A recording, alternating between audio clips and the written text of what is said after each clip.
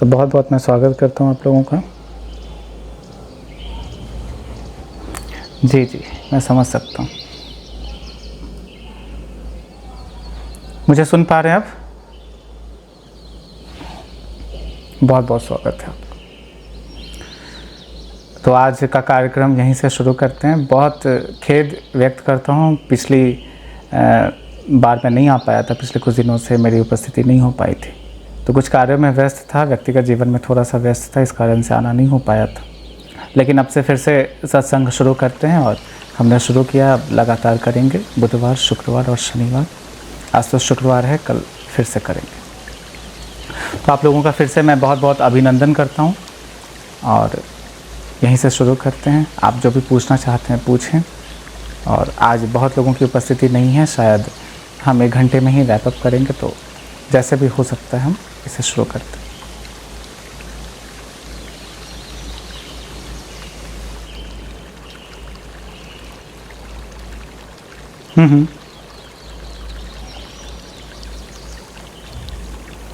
एक बार प्रश्न को आप दोहरा दें।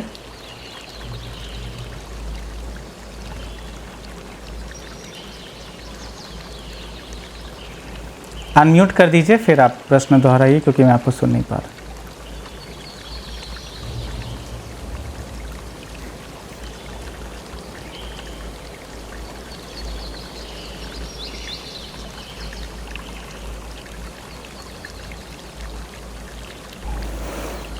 मैंने बहुत दफ़ा ये बात दोहराई है कि पिछले जन्म में मैं जो कार्य करता था, उन्हीं कार्यों की कॉन्टीन्यूटी इस जन्म में है, उन्हीं कार्यों की निरंतरता है।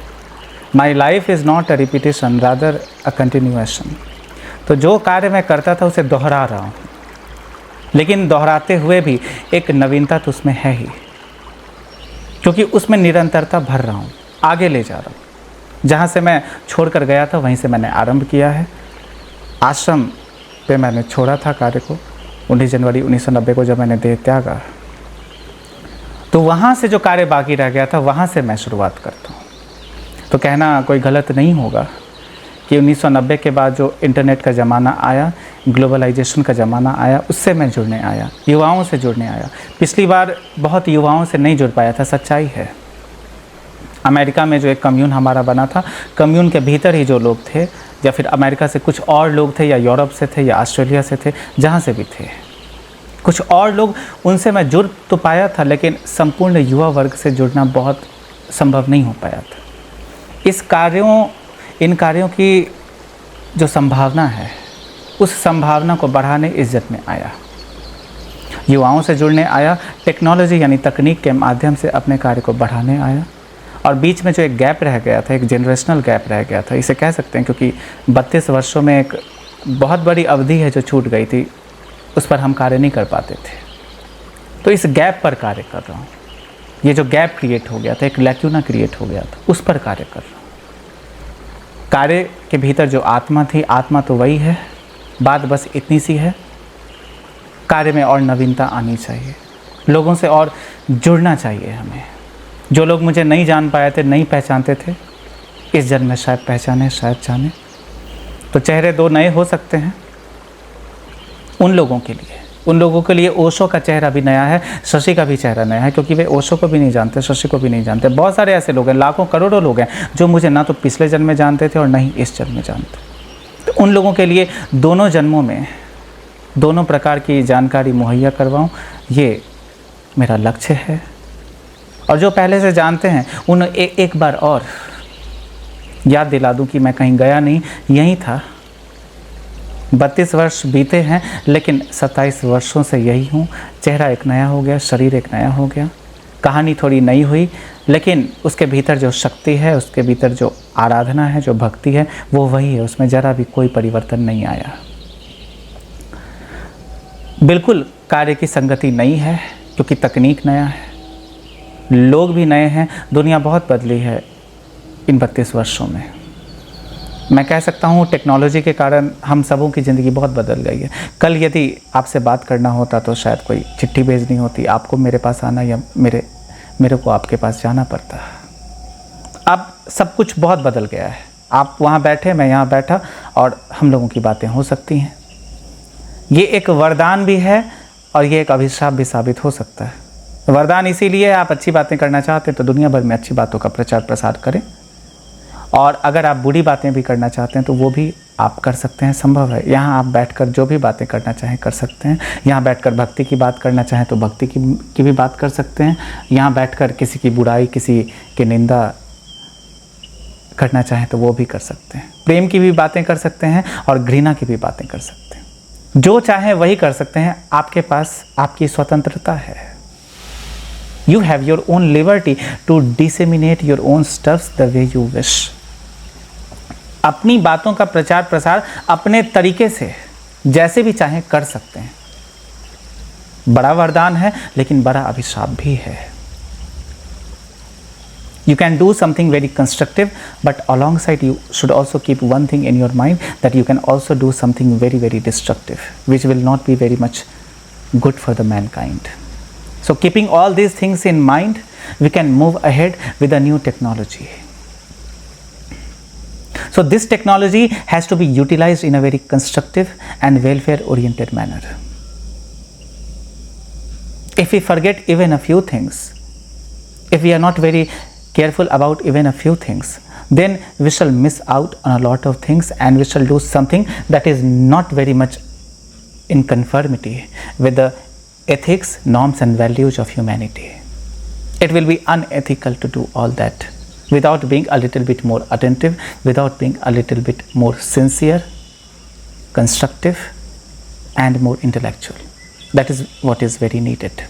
तो मेरे कहने का तात्पर्य बस इतना है कि मैं कहीं कभी गया था ही नहीं। मेरे पिछले कार्य, मेरा अभी वर्तमान का कार्य, दोनों में बड़ी संगति है, दोनों जुड़े हुए हैं। बस ऐसा कह सकते हैं कार्य की समाप्ति हुई नहीं थी, उसे बस रिज्यूम करते हैं। जहाँ से मैं छोड़ता था वहीं से शुरू करता हूँ। पिछली बार आध्यात्म की बात करता था, इस बार भी आध्यात्म की बात करता हूँ, लेकिन हमने इसे थोड़ा बदला है। We have commercialized our whole venture in a very great way. A lot of commercialization is there. I used to talk about the perfect synthesis between spiritualism and capitalism. Right now I have begun spiritual capitalism. Spiritual capitalism is what is needed in this present age. आध्यात्मिक पूंजीवाद के बारे में बातचीत करता हूँ। Spirituality has now evolved into a big business empire. Anybody who wants to become a millionaire perhaps adopts the path of spirituality. It is not very difficult. Anybody can have a very fine grip over philosophy, over spirituality. He or she can start his or her own business. I am not against it. Carry out your business the way you want. It is not at all a problem to convert spirituality into a commercial venture. To be able to earn money, reap profits out of it, it is not at all a problem. It is not something sinful. But while doing all these things, the very spirit of spiritualism must not be forgotten. Earn as much money as you wish, create capital as much as you wish. But while doing all that, spiritualism should not be put aside. It should not be obliterated. Just for the sake of earning money, putting at stake the values of spirituality, that is not something which is supposed to happen. We should do something which is both spiritual as well as capitalistic, so that you don't have inadequate capital, as well as you don't do something which corrupts and corrodes humanity, which brings in obstructions and hindrances on the path of development, on the path of the evolution of consciousness of mankind. That is what I'm saying, and that is what I have been saying, and it has always been my goal. In the yesteryears, last time, during 80s, 70s, I was doing the very same thing, but at that time the right kind of technology was not present. It was all very much offline. If you had to broadcast something, you had to record it first and then broadcasting could have been done. Right now live sessions are there, they are possible. You can go live, you can say whatever you want to say. Right now while I'm speaking to all of you, Thousands and thousands of live sessions are already being carried out. They're already going on. While I'm speaking to you right now at this present moment, thousands and thousands and thousands of people are connecting to the world, are connecting to other group of people, coming live, whether on Instagram, YouTube, Skype, any other platform, whichever platform you can think of. तो मेरे कहने का तात्पर्य बस इतना है, कार्यों को एक नए तरीके से आगे ले जाएं, युवाओं से जुड़ें, लोगों से वही कहें जो समझने की आवश्यकता है उन्हें। लोग अध्यात्म को बहुत अच्छे से नहीं समझ पाएंगे जब तक कि जीवन को बहुत अच्छे से नहीं समझें। तो बहुत हद तक तो मैं कहता भी नहीं कि मैं आध्यात्मिक पुरुष हूँ या फिर मैं आध्यात्मिक ज्ञान देता हूँ या फिर मैं कोई गुरु हूँ। ना तो कोई माला देता हूँ, ना तो किसी को संन्यास देता हूँ, कुछ भी नहीं करता, बस बातचीत करता हूँ, लोगों की समस्या पर कार्य करता हूँ। तो बिना किसी ढोंग के, बिना किसी पाखंड के, बिना किसी दिखावे के कार्य करता हूँ। ना कोई गिरवा वस्त्र है, ना कोई गाउन है, कुछ भी नहीं। जैसे आप रहते हैं वैसे मैं रहता हूँ। मेरे पास भी बहुत सारी समस्याएं आ जाती हैं। अभी थोड़ी देर पहले नेटवर्क इशू हो गया था, कल मेरे एसी में प्रॉब्लम आ गई। तो बहुत समस्या होती है जीवन में। तो जिन समस्याओं से आप जूझते हैं उन्हीं समस्याओं से मैं भी जूझता हूँ। आप जैसे जीते हैं वैसे ही मैं भी जीता हूँ। तो आपके जीवन को मैं बहुत अच्छे से समझ सकता हूँ क्योंकि मैं भी वही जीवन जीता हूँ। तो आपके जीवन की जो समस्याएं हैं, उसकी जो परेशानियां हैं, उसका हल निकालता हूँ, उसका हल देता हूँ। अब ये आध्यात्मिक तरीके से हो तो ठीक है, सांसारिक तरीके से हो तो भी ठीक है। जिस भी तरीके से संभव है उसी तरीके से संभव करता हूँ, जैसे भी संभव हो करता हूँ। लेकिन इन सबको करने के मध्य में जो आध्यात्म की एक ज्योति है, उसकी जो मिठास है, उसका जो काव्य है, उसे भूलता नहीं, उसे भी धीरे धीरे धीरे धीरे संचालित करता रहता हूँ, उसे भी आगे बढ़ाता रहता हूँ। बात आध्यात्म की पहले पहले बहुत अग्रसर रूप से नहीं करता, लेकिन बीच बीच में पीछे पीछे कहता रहता हूँ। जैसे कि अभी हम यहाँ बैठे हैं और एक ओमकार ब्रह्मनाद कहीं गूंजता है, समस्त ब्रह्मांड में गूंजता है। कहने की आवश्यकता नहीं ओमकार को कि मैं गूंजता हूँ, क्योंकि संपूर्ण ब्रह्मांड ही ओमकार की गूंज, ब्रह्मनाद। पीछे पीछे ये भी होता रहता है और हम अनेक कार्यों को करते रहते हैं, जीवन जीते रहते हैं। जैसे हम जीते हैं, बातचीत करते हैं, चलते फिरते हैं, पीछे श्वास की जो प्रक्रिया है लगातार चलती रहती है। हम श्वास लेते रहते हैं, श्वास छोड़ते रहते हैं। बस उसी तरह जो भी मैं कार्य करता हूँ उसके पीछे एक आध्यात्मिक जो संगति है, आध्यात्मिक आत्मा है, वो जो चेतना है, उसे भी आगे बढ़ाता रहता हूँ।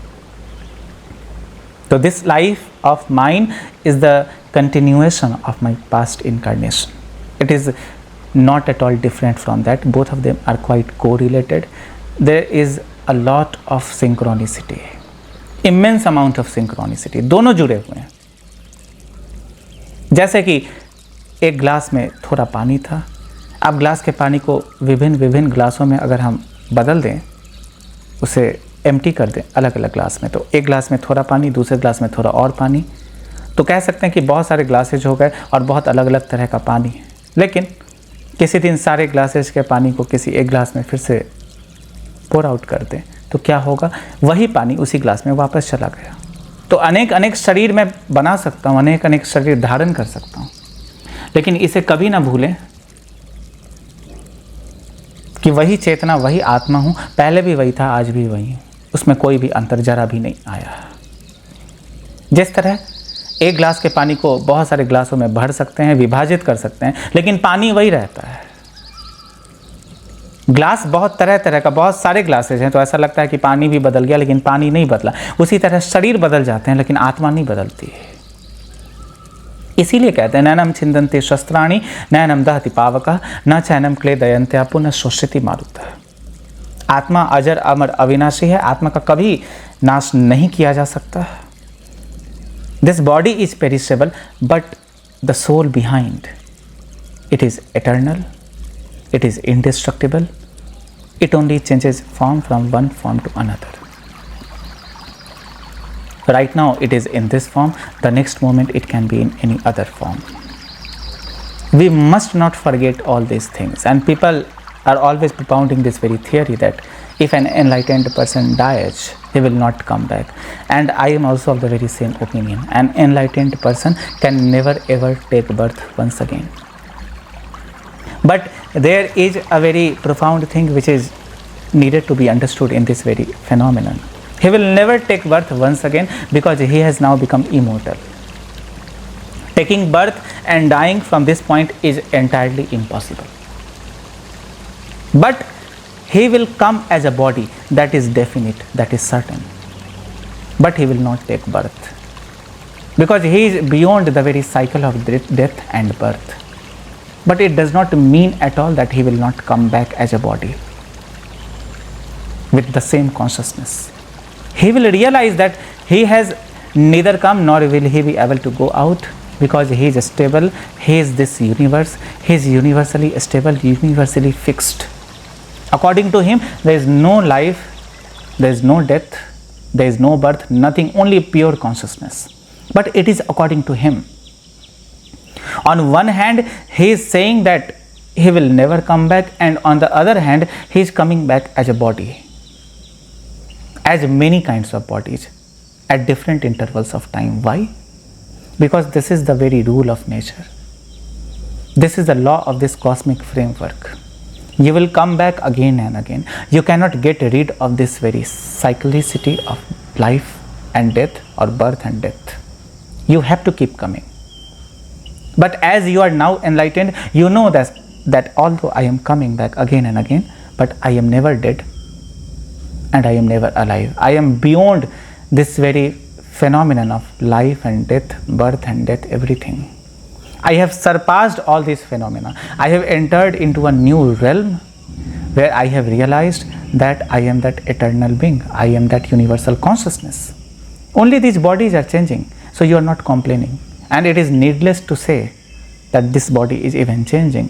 The way you change your clothes every day, similarly this body is changing.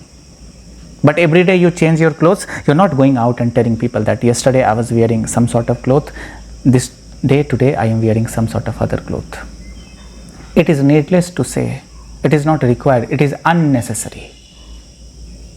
You do not go out and keep saying that I am breathing right now, I am breathing in, I am breathing out, I am breathing in, I am breathing out. I am inhaling, I am exhaling. You are not saying all these things because that is not needed to be said. It is continuous, it is natural. But once you are enlightened, you definitely say that I am away from this very phenomenon of birth and death. They forget to say that I will come back once again as a body, because for them this body has no significance, although it is highly significant. But it is always which should be understood from the perspective of common sense. It is something which must be understood as a phenomenon which is always there naturally. It is present naturally. It is very much kind of a fixation, universal fixation. There are a few things which are not required to be exposed, but they are there. Right now I am sitting here, I need not say that I am alive. I need not say that I am breathing. I need not say that all my systems in the body are functioning well, my respiratory system, my nervous system, everything. They are all working together in harmony. मुझे कहने की ज़रा भी आवश्यकता नहीं है, क्योंकि बहुत सारी चीज़ें ऐसी होती हैं जो बैकग्राउंड में चलती रहती हैं, होता रहता है, आपको पता भी नहीं होता लेकिन ये होता रहता है. तो कहने की आवश्यकता नहीं, मैं सांस लेता हूँ, कहने की आवश्यकता नहीं, मैं जीवित हूँ, कहने की आवश्यकता नहीं, मैं बैठा हूँ, कहने की आवश्यकता नहीं, क्योंकि ये सब दिखाई देता है, क्योंकि ये सब कॉमन सेंस की बातें हैं. तो उसी तरह बुद्ध पुरुष बार बार जन्म लेंगे, लेकिन जन्म आपके लिए लेंगे, आपके अनुसार लेंगे, उनका जन्म तो होता नहीं. आपके अनुसार ये जीवन है, आपके अनुसार ये मृत्यु है, क्योंकि आप जीवन और मृत्यु को जीवन और मृत्यु की तरह देखते हैं, आप उसे चेतना की तरह नहीं देखते. अगर आप उसे चेतना की तरह देखेंगे तो कभी नाश नहीं होता, किसी का कभी नाश होता ही नहीं, ना तो कभी जन्म है ना तो कभी मृत्यु है. इसीलिए बुद्ध ने कहा कि अब दोबारा आने की आवश्यकता नहीं, आने जाने के चक्र से मैं मुक्त हो गया. वो अपने अनुसार कहते हैं, वो अपने संदर्भ में कहते हैं। लोगों के संदर्भ में कहें तो बिल्कुल आना जाना होता है, होगा, नहीं तो विष्णु को 10 बार आने जाने की क्या ज़रूरत। और आप विष्णु से बड़े तो नहीं हो गए। जब स्वयं सृष्टिकर्ता को आने जाने की ज़रूरत पड़ती है आवश्यकता के अनुसार, तो आपको भी पड़ेगी, क्योंकि बिन आपके तो संसार अधूरा है। जब आपका पहले कभी पहला जन्म नहीं हुआ तो आपका कभी आखिरी जन्म हो संभव नहीं है। ना तो किसी का पहला जन्म है, ना तो किसी का आखिरी जन्म है, बस जन्म है और जन्म है और जन्म है, कहीं कोई मृत्यु नहीं। एक शरीर को उतार देते हैं, दूसरे शरीर को धारण कर लेते हैं, फिर दूसरे शरीर को उतार देते हैं, तीसरे शरीर को धारण कर लेते हैं। तो धारण करने की प्रक्रिया है, लगातार प्रक्रिया चलती रहती।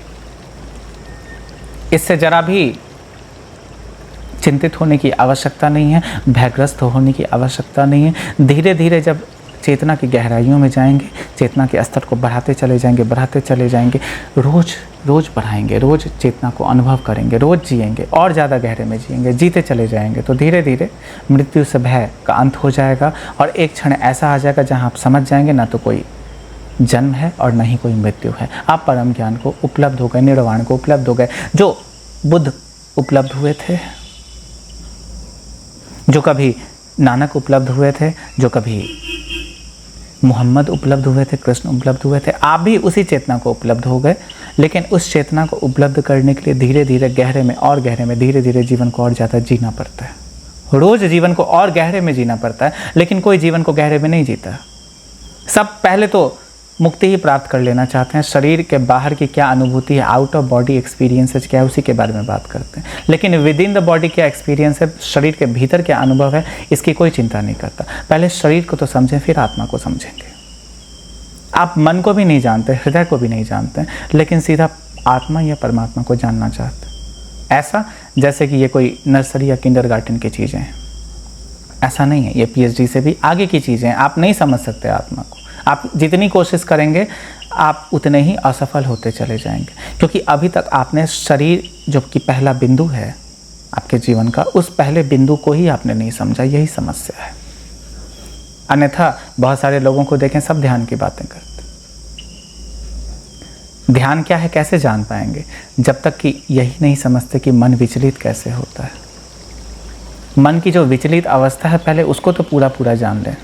बेचैनी क्या है उसको जान ले, फिर ध्यान को भी जान जाएंगे। बेचैनी की गहराई में जाएं, बेचैनी को पूरा समझें, फिर ध्यान को समझ जाएंगे। ध्यान को जानने की, करने की आवश्यकता क्या है, ध्यान की घटना घट जाएगी। लेकिन पहले होश को जानने से पहले बेहोशी को पूरा पूरा जाने, इतना काफ़ी है। तो प्रदीप जी ने जैसा प्रश्न किया कि इस बार मैं नवीनतम क्या करूँगा, सब कुछ नवीनतम है, सब कुछ नया है। शरीर भी नया है, श्वास भी नहीं है, बस आत्मा सनातन है। लेकिन आत्मा सनातन होने के साथ साथ हर क्षण नहीं है। दुनिया में यदि कोई चीज़ ऐसी है जो सनातन रूप से नहीं है, वो आत्मा या परमात्मा, दोनों एक ही हैं। हम शरीर में जब रहते हुए बातचीत करते हैं तो आत्मा कहते हैं, जब संपूर्ण ब्रह्मांड के स्तर पर बातचीत करते हैं, ब्रह्मांड की चेतना के स्तर पर बातचीत करते हैं तो परमात्मा कहते हैं। परम आत्मा, सर्वोच्च आत्मा, सर्वोपरि आत्मा, लेकिन है वही। एक शरीर के स्तर पर बात करें तो आत्मा, संपूर्ण ब्रह्मांड के स्तर पर बात करें तो परमात्मा। जब शरीर के भीतर रहते हैं, अपने आप को शरीर जानते हैं तो आत्मा, अपने आप को भगवान जान लेते हैं तो परमात्मा। और भगवान कोई गंदा शब्द नहीं है। बहुत लोग मुझसे कहते हैं कि पिछले जन्म में आपने भगवान शब्द को हटा दिया था, यह कहकर कि गंदा शब्द है। अगर मैं एक बार कह भी देता हूँ कि भगवान शब्द में गंदगी है तो क्या आप मान लेंगे? संपूर्ण लोगों की आस्था भगवान शब्द पर है। संपूर्ण लोग ईश्वर को भगवान कहते हैं, सारी मानव जाति ईश्वर को भगवान कहती है, तो भगवान शब्द गंदा कैसे हो? मैं आपको कहूँगा कि आप कुएं में जाकर कूद जाएं तो क्या आप कूद जाएंगे? बुद्ध से कोई नरक के बारे में प्रश्न करता था तो बुद्ध कहते थे 700 प्रकार के नरक हैं। बुद्ध मजाक करते थे, लेकिन बुद्ध का मजाक किसी ने समझा नहीं। 700 प्रकार के नरक, जैसे कि परमात्मा के पास इतना खाली समय है कि केवल नरक ही बनाता चला गया, स्वर्ग के बारे में सोचना भूल ही गया। तो बुद्ध कहते थे 700 प्रकार के नरक है, ये करोगे तो इसमें जाओगे, वो करोगे तो उसमें जाओगे। तो करते भी क्या बुद्ध? और लोग मानते भी, हाँ ये करूँगा तो इसमें जाऊँगा, वो करूँगा तो उसमें जाऊँगा। बहुत लोग तो ऐसे हैं कि जो दिन भर नर्क के बारे में ही विश्लेषण करते रहते हैं। कितने प्रकार के नर्क हैं, क्या करूँगा तो कहाँ जाऊँगा, और लेखा जोखा भी रखते हैं, अभी तक मैंने ये किया है तो कम से कम इतने प्रकार के नर्क तो जाकर ही आऊँगा, उसके बाद ठीक ठाक है, उसके बाद फिर जीवन ठीक है, सेट है ज़िंदगी। उसके बाद 10 प्रकार के नर्क तक जाऊँगा, उसके बाद निर्वाण की प्राप्ति तो बिल्कुल निश्चित है। तो लोग लेखा जोखा बना के रखते हैं। एक महिला मेरे पास आती थी, उन्होंने मुझसे पूछा कि गरुड़ पुराण के बारे में ज़रा बताएं, और मैं समझ गया ये नर्क का लेखा जोखा रख रही हैं। गरुड़ पुराण में जो कुछ भी लिखा है इसका पालन भी कर रही हैं, अनुकरण भी कर रही हैं, और समझ रही हैं कि मैंने क्या क्या पाप अब तक किए हैं। नर्क जाना निश्चित तो है ही, लेकिन किस प्रकार, कहाँ, किस नर्क में मैं जाऊँगी, ये कम से कम भगवान से पूछूँ। तो उन्होंने मुझसे पूछा कि मैं आपसे पूछना चाहती हूँ, मैं आपसे पूछूं कि कैसे कैसे नर्क हैं, गरुड़ पुराण में क्या व्याख्या की गई है। तो मैंने कहा मैंने गरुड़ पुराण का अध्ययन किया ही नहीं, मैंने सचमुच गरुड़ पुराण का अध्ययन नहीं किया। मैंने बस इतना ही समझा, इसकी आवश्यकता नहीं है। मैं स्वर्ग में रहता हूँ, मैं नर्क के बारे में चिंतन करूँ भी क्यों? अगर हो भी तो मैं चिंतन करूँ भी क्यों? और मान भी लेते हैं कि यदि नर्क है भी, तो नर्क के बारे में पढ़ के ही अभी मैं स्वर्ग में होते हुए नर्क में क्यों जाऊँ? इतनी जल्दी मुझे नर्क जाने की नहीं है। लेकिन यदि बातों पर अगर गौर फरमाएं, यदि गहरे में जाएं, तो यही पाएंगे कोई नर्क नहीं, सब स्वर्ग है। जहां है वहीं स्वर्ग है। एक भक्त के लिए जहां होता है वो वही मंदिर हो जाता है। सत्पुरुष के लिए, सद्गुरु के लिए वो जहां होते हैं वही स्वर्ग हो जाता है। आप अपना स्वर्ग अपने साथ लिए चलते हैं, आप अपना नर्क अपने साथ लिए चलते हैं। यदि आप प्रेम को जानते हैं, समझते हैं, प्रेम को कर सकते हैं, प्रेम की अनुभूति कर सकते हैं, तो वही स्वर्ग आपके लिए हो गया। यदि आप घृणा से भरे हुए हैं, यदि घृणा के अलावा और कुछ भी नहीं जानते, तो जहाँ जाएंगे वहाँ नर्क है। घर में बैठें तो नर्क है, बाजार जाएं तो नर्क है, मंदिर जाएं तो नर्क है। मंदिर भी कोई मंदिर नहीं है आपके लिए अगर आपके भीतर घृणा है। किसी पर बहुत क्रोध आता हो और अचानक आपको कोई नारायण के मंदिर ले जाए और कहे कि देखें कितना सुंदर मंदिर है। मंदिर की क्या ध्वज पताका देखते हैं, हवा में लहरा रहा है। ये झंडा हवा में लहरा रहा है, क्या आप देख पाते हैं? मंदिर की क्या संरचना देख पाते हैं? कितनी गौरवशाली संरचना है, कितनी बड़ी संरचना है। मंदिर कितना सुंदर है, मंदिर की कलाकृतियाँ कितनी सुंदर है, मंदिर के भीतर जो मूर्तियाँ रखी हुई हैं वे मूर्तियाँ कितनी सुंदर है। मंदिर का जरा फर्श देखें, मंदिर में जो लोग बैठे साधना करते हैं उनको देखें, आप नहीं देख पाएंगे। मंदिर की सुंदरता कभी अनुकरण नहीं कर पाएंगे, उसकी भी अनुभूति नहीं कर पाएंगे, क्योंकि भीतर क्रोध है, भीतर घृणा है। आप क्रोधित हैं, किसी पर क्रोध आया है, अचानक मंदिर के बारे में सोच भी कैसे सकते हैं? सोच कर भी कैसे सोच सकते हैं? लेकिन आपके भीतर यदि प्रेम है, किसी भी प्रकार का प्रेम है, जैसा भी प्रेम है, यदि उसके भीतर थोड़ी वासना भी मिश्रित है, कोई बात नहीं, आप मंदिर की सुंदरता, उसकी गरिमा को जान पाएंगे, देख पाएंगे। तो बस इतनी सी बात है। कोई स्वर्ग कोई नर्क नहीं है, सब स्वर्ग है। और ऐसा माने यदि आप गलत कार्य करते हैं, लोगों को पीड़ा देते हैं, लोगों को दुख देते हैं, तो जहां जाएं वही नर्क है। आपके लिए वैकुंठ भी नर्क के समान ही है। इसीलिए तो कंस बहुत ज़्यादा दूर नहीं रहता था कृष्ण से। मथुरा में कृष्ण गोकुल में रहते थे, लेकिन कंस नर्क में रहता था और कृष्ण स्वर्ग में रहते थे। और मथुरा में ही कृष्ण के माता पिता वसुदेव और देवकी वे सब स्वर्ग में रहते थे, लेकिन थोड़ी दूर पर किसी दूसरे कमरे में, उसी बिल्डिंग में, उसी महल में कंस रहता था, वो नर्क में रहता था। तो यदि आप गरुड़ पुराण के बारे में चिंतन करना शुरू कर दें तो नर्क में प्रवेश हो गया। बुद्ध की बातों को यदि बहुत ध्यान से सुने कि 700 प्रकार के नर्क हैं, तो फिर 700 प्रकार के नर्क का भ्रमण करें। मुझसे पूछेंगे तो मैं कह सकता हूँ कि 700 प्रकार के नहीं, 70,000 प्रकार के नर्क हैं। और लोगों की बड़ी दिलचस्पी हो जाएगी, पूछेंगे हाँ पहले 1000 तक तो हम समझ चुके हैं, लेकिन दूसरे 1000 से कुछ समझ में बात नहीं आती, और पूछने लगेंगे और कहने लगेंगे कि इस नर्क से अब बचे कैसे। और मैं कह सकता हूँ कि ये यज्ञ करा लें, ये हवन करा लें, ऐसी साधना करें, वैसी साधना करें, नर्क से बच जाएंगे। और लोग करने लगेंगे।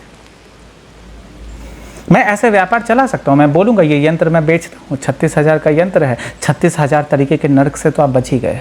2 यंत्र ले लीजिए, काम तमाम है। 2 यंत्र को घर में रखें, किसी प्रकार के नर्क में नहीं जाएंगे, लोग खरीद लेंगे।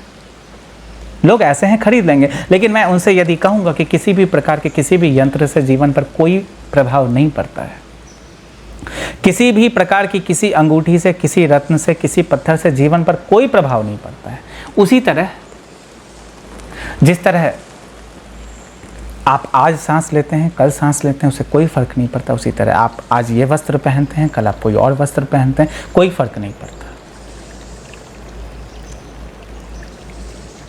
आपकी जो बनावट है वैसी रहती, हाँ आप जैसे दिखते हैं उसमें थोड़ा अंतर आ सकता है।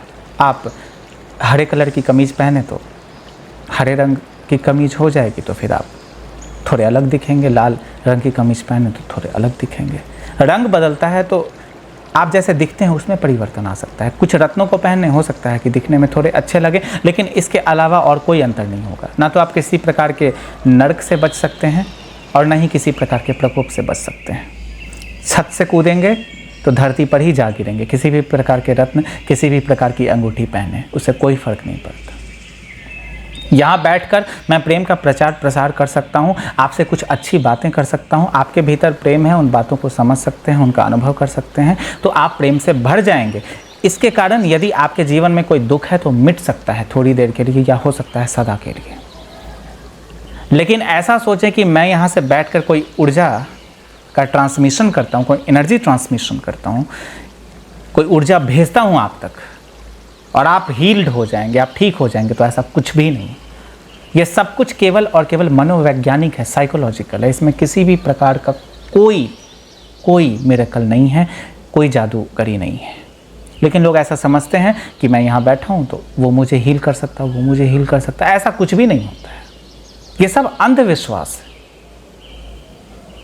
कोई भी क्रिस्टल बॉल हो, कुछ भी हो, सब अंधविश्वास है। I call them spiritual toys.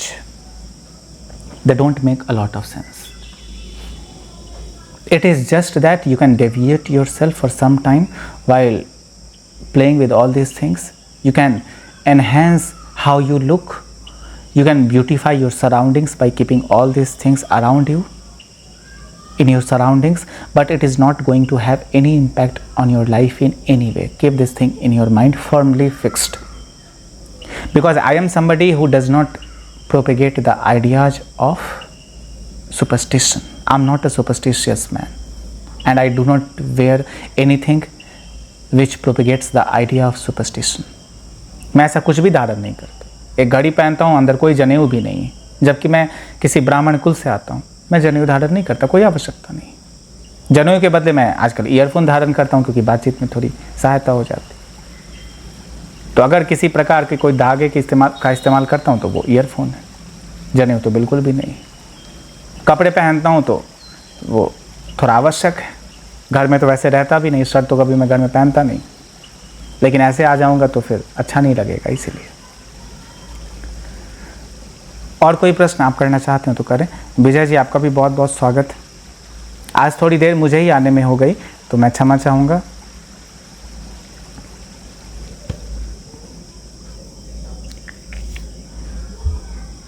जी, कोई बात नहीं। अगले दिन से 6 बजे ही आ जाएंगे सब लोग। तो आप कोई प्रश्न करना चाहें तो करें। जी, सोचते हैं, जरा विचारों में डूबे हैं कि कौन सा प्रश्न करें, तो सोचें थोड़ी देर।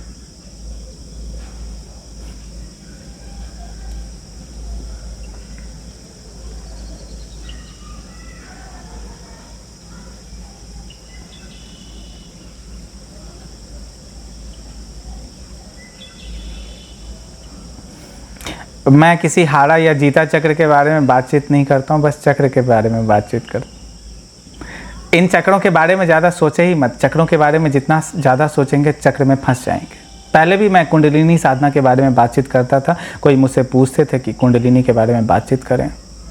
कुंडलिनी शक्ति स्त्री की शक्ति है, उसके बारे में जितना बात करेंगे उतने फंसेंगे, उतनी उलझन में चले जाएंगे। इन सब के बारे में बातचीत नहीं, इन सब का अनुभव किया जाता है।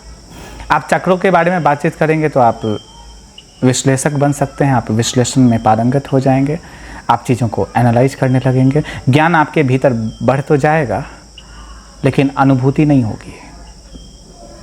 मैं मूलांध्र के बारे में बातचीत करूं या फिर स्वाधिष्ठान के बारे में बातचीत करूं, सहस्त्रार के बारे में बातचीत करूं, कोई फ़र्क नहीं पड़ता है। यदि आप होश में नहीं हैं, जी नहीं रहे हैं, जीवन को अभी इस क्षण जीवन की भांति नहीं देख रहे हैं, नहीं अनुभव कर रहे हैं, तो किसी हारा चक्र के बारे में बात करके कुछ भी नहीं होगा, हार जाएंगे। अच्छा है कि केवल और केवल जीवन को समझें, चक्र के बारे में भूल ही जाएं, कुंडलिनी के बारे में भूल ही जाएं। बहुत लोग आते हैं और सबसे पहले सर्वप्रथम कुंडलिनी का ही जिक्र करते हैं, कुंडलिनी की ही चर्चा करते हैं। तो कुंडलिनी की चर्चा करनी कोई आवश्यक नहीं है, इसकी चर्चा करनी आवश्यक है ही नहीं, क्योंकि ये चर्चा के परे का विषय है, ये बस अनुभव है। ये वैसे ही हो गया जैसे कि प्रेम पर कोई कहने को बोलता है, तो प्रेम पर आप लाख कविताएं लिखें, लाख लेख लिख दें, लेकिन प्रेम जब तक करेंगे नहीं, जानेंगे नहीं। प्रेम को अनुभव किया जा सकता है, प्रेम किया जा सकता है। प्रेम की व्याख्या या प्रेम का वर्णन मैं क्या करूं, करके भी नहीं कर पाऊंगा, तब भी अनंत का विषय है, अनंत ही रह जाएगा। चक्रों के बारे में जानने से पहले जीवन के बारे में जाने, होश के बारे में जाने, और जीवन के सरलतम पहलुओं पर बातचीत करें। जो सरल से सरल प्रश्न बन सकते हैं जीवन में, उन प्रश्नों के बारे में बातचीत करें, उतना काफ़ी है। विजय जी, आपकी प्रतिक्रिया मैं लेना चाहूँगा। माइक्रोफोन ज़रा ऑन कर दीजिए तो मैं सुन पाऊँगा।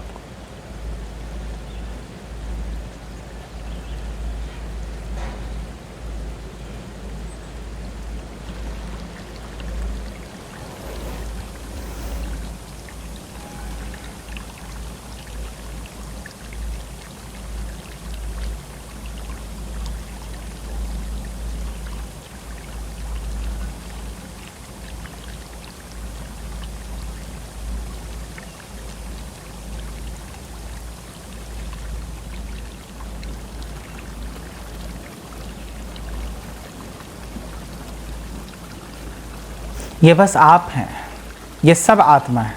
जिस चक्र की बात करता हूँ वो केंद्र में आत्मा ही है, आत्मा से अलग तो कोई चक्र नहीं हो सकता। आपकी आत्मा के बारे में बातचीत करता हूँ। Connect to yourself, after that you don't have to go anywhere else. Once you are connected to yourself, you are connected to this whole of this cosmic tapestry, cosmic existence. Connect to yourself, delve deeper inside within yourself. That is more important. That is the primordial element of life. That is the primordial beginning of life. ये जीवन की शुरुआत का विषय है, ये जीवन की शुरुआत है। ये मध्य में वही बिंदु है जो संपूर्ण ब्रह्मांड है। इस बिंदु से जुड़ गए तो संपूर्ण ब्रह्मांड से जुड़ गए। कहने का तरीका अलग अलग हो सकता है, लेकिन जो कहना चाहते हैं, जो कहा जा सकता है, वो एक ही है। ये तो कहने की बातें हैं, ये तो कहने के तरीके भिन्न भिन्न हैं, लेकिन जो कहा जा सकता है वो एक ही है। एकम सत्य विप्रा बहुधा वदंती, सत्य एक है, इसकी व्याख्या भिन्न भिन्न प्रकारों से विदूषक जन करते रहते हैं। इल्जाम में रास्ता मुझे मत दो कि अभी मंजिल तक आना हुआ नहीं ऐ दोस्त। कल से चल रहे हैं, कल रात से चल रहे हैं तेरी ओर, तुमने मुझे अभी तक पलट कर देखा नहीं। किसी शहर के बीच हूँ मैं अभी बैठा, कि अभी इंतज़ार ए सुकून ए हद अभी तुम्हारा है। बेचैन रातें रहीं कब से मुझे मालूम नहीं, एक सवेरा मेरा बस तुम्हारा है। अभी चल रहा हूँ आहिस्ता, मुझे पता नहीं आखिरी मंजिल क्या है। मैं कौन हूँ मुझे अभी पता तो नहीं, तुम कौन हो मुझे पता ही नहीं। मैं कैसे कह दूँ कि अभी इल्ज़ाम मोहब्बत तुम हो, इंतकाम अलहदा अभी हम दोनों आसपास किसी ज़र्रे तक। ऐ सनम जिस्म के पार क्या है मुझे तो मालूम भी नहीं। है कोई रूह कहीं दो तरफ, शायद दो पल के लिए, किसी रूह जज्बात तक उतरो तो ऐ दोस्त थोड़ी देर, फिर जिस्म की बात तो कोई करता भी नहीं। एक मंजिल है, एक रास्ता है, किसी का घर है यहाँ थोड़ी दूर, मुझे वहाँ तक ले चलो तो सही। मैं भटक रहा था बहुत सदियों से बरसों तक, ऐ सनम मुझे किसी मौसम का कोई पता तो नहीं। अभी है बारिश का मौसम, थोड़ी देर की बारिश की कुछ फुहारें तुम मुझसे ले लो। टकरा रही हैं आँखें इन बूंदों से दो पल के लिए, ऐ सनम बारिश के मौसम में भीगने से ज़्यादा तो किसी का कोई काम भी नहीं। मैं आ रहा हूँ तुम्हारी ओर ज़रा धीरे, कि तुम मुझे अभी समझो मेरी शक्ल हकीकत की तरफ, शक्ल ए हकीकत जैसे। तुम्हारी शक्ल मुझसे थोड़ी अलग है तो क्या हुआ? मेरा और तुम्हारा रिश्ता बहुत पुराना है, क्या तुम्हें मालूम नहीं? ज़िंदगी में हैं सरहदें कि रूह और जिस्म के आसपास वाबस्ता ए ज़मी, ज़रा तुम देखो। फ़िज़ा में हो रही है हरकत 2 पल के लिए इन हवाओं के चलते, ऐ सनम ज़रा इन हवाओं की तरफ तुम चलो 2 पल के लिए। मेरी आँखों में है एक रंजिश कि इन आंसुओं का कारवां चला था 2 पल के लिए, टूट कर इन आंसुओं से गिरे हैं धीरे धीरे, ऐ सनम तुम्हें मेरे गम ए हालात का कोई पता ही नहीं। चाहते हैं लगा लें गले तुम्हें अभी इसी पल 2 पल के लिए, लोग जा रहे हैं दूर मुझसे, मुझे नहीं किस शख्स के लिए। तुम पहचान लो मुझे तो अभी बात बहुत है, रहे हैं अनजान एक गम ए रास्ता कल से, ऐ सनम मुझे अपनी मंजिल का अभी पता तो नहीं। एक हकीकत है ज़रा आहिस्ता मेरी आंखों में रुकी सी, ज़रा देखो ये आंसू नहीं मोती हैं ऐ दोस्त, अगर तुम्हारी आंखें हों तो ज़रा देखो। निगाहों से टूट कर गिरती है कुछ तन्हाई, कल रात से ही ज़रा तुम देखो। मेरी करवटों में मेरी बेचैनियों का हाल ज़रा पता कर सकते हो तो ज़रा बेचैन होकर एक बार तुम देखो। मुसीबत है बड़ी कि मोहब्बत हुई है अभी आज तुमसे, वरना ज़िंदगी थी बहुत बिन मोहब्बत के जीते तो जी ही लेते।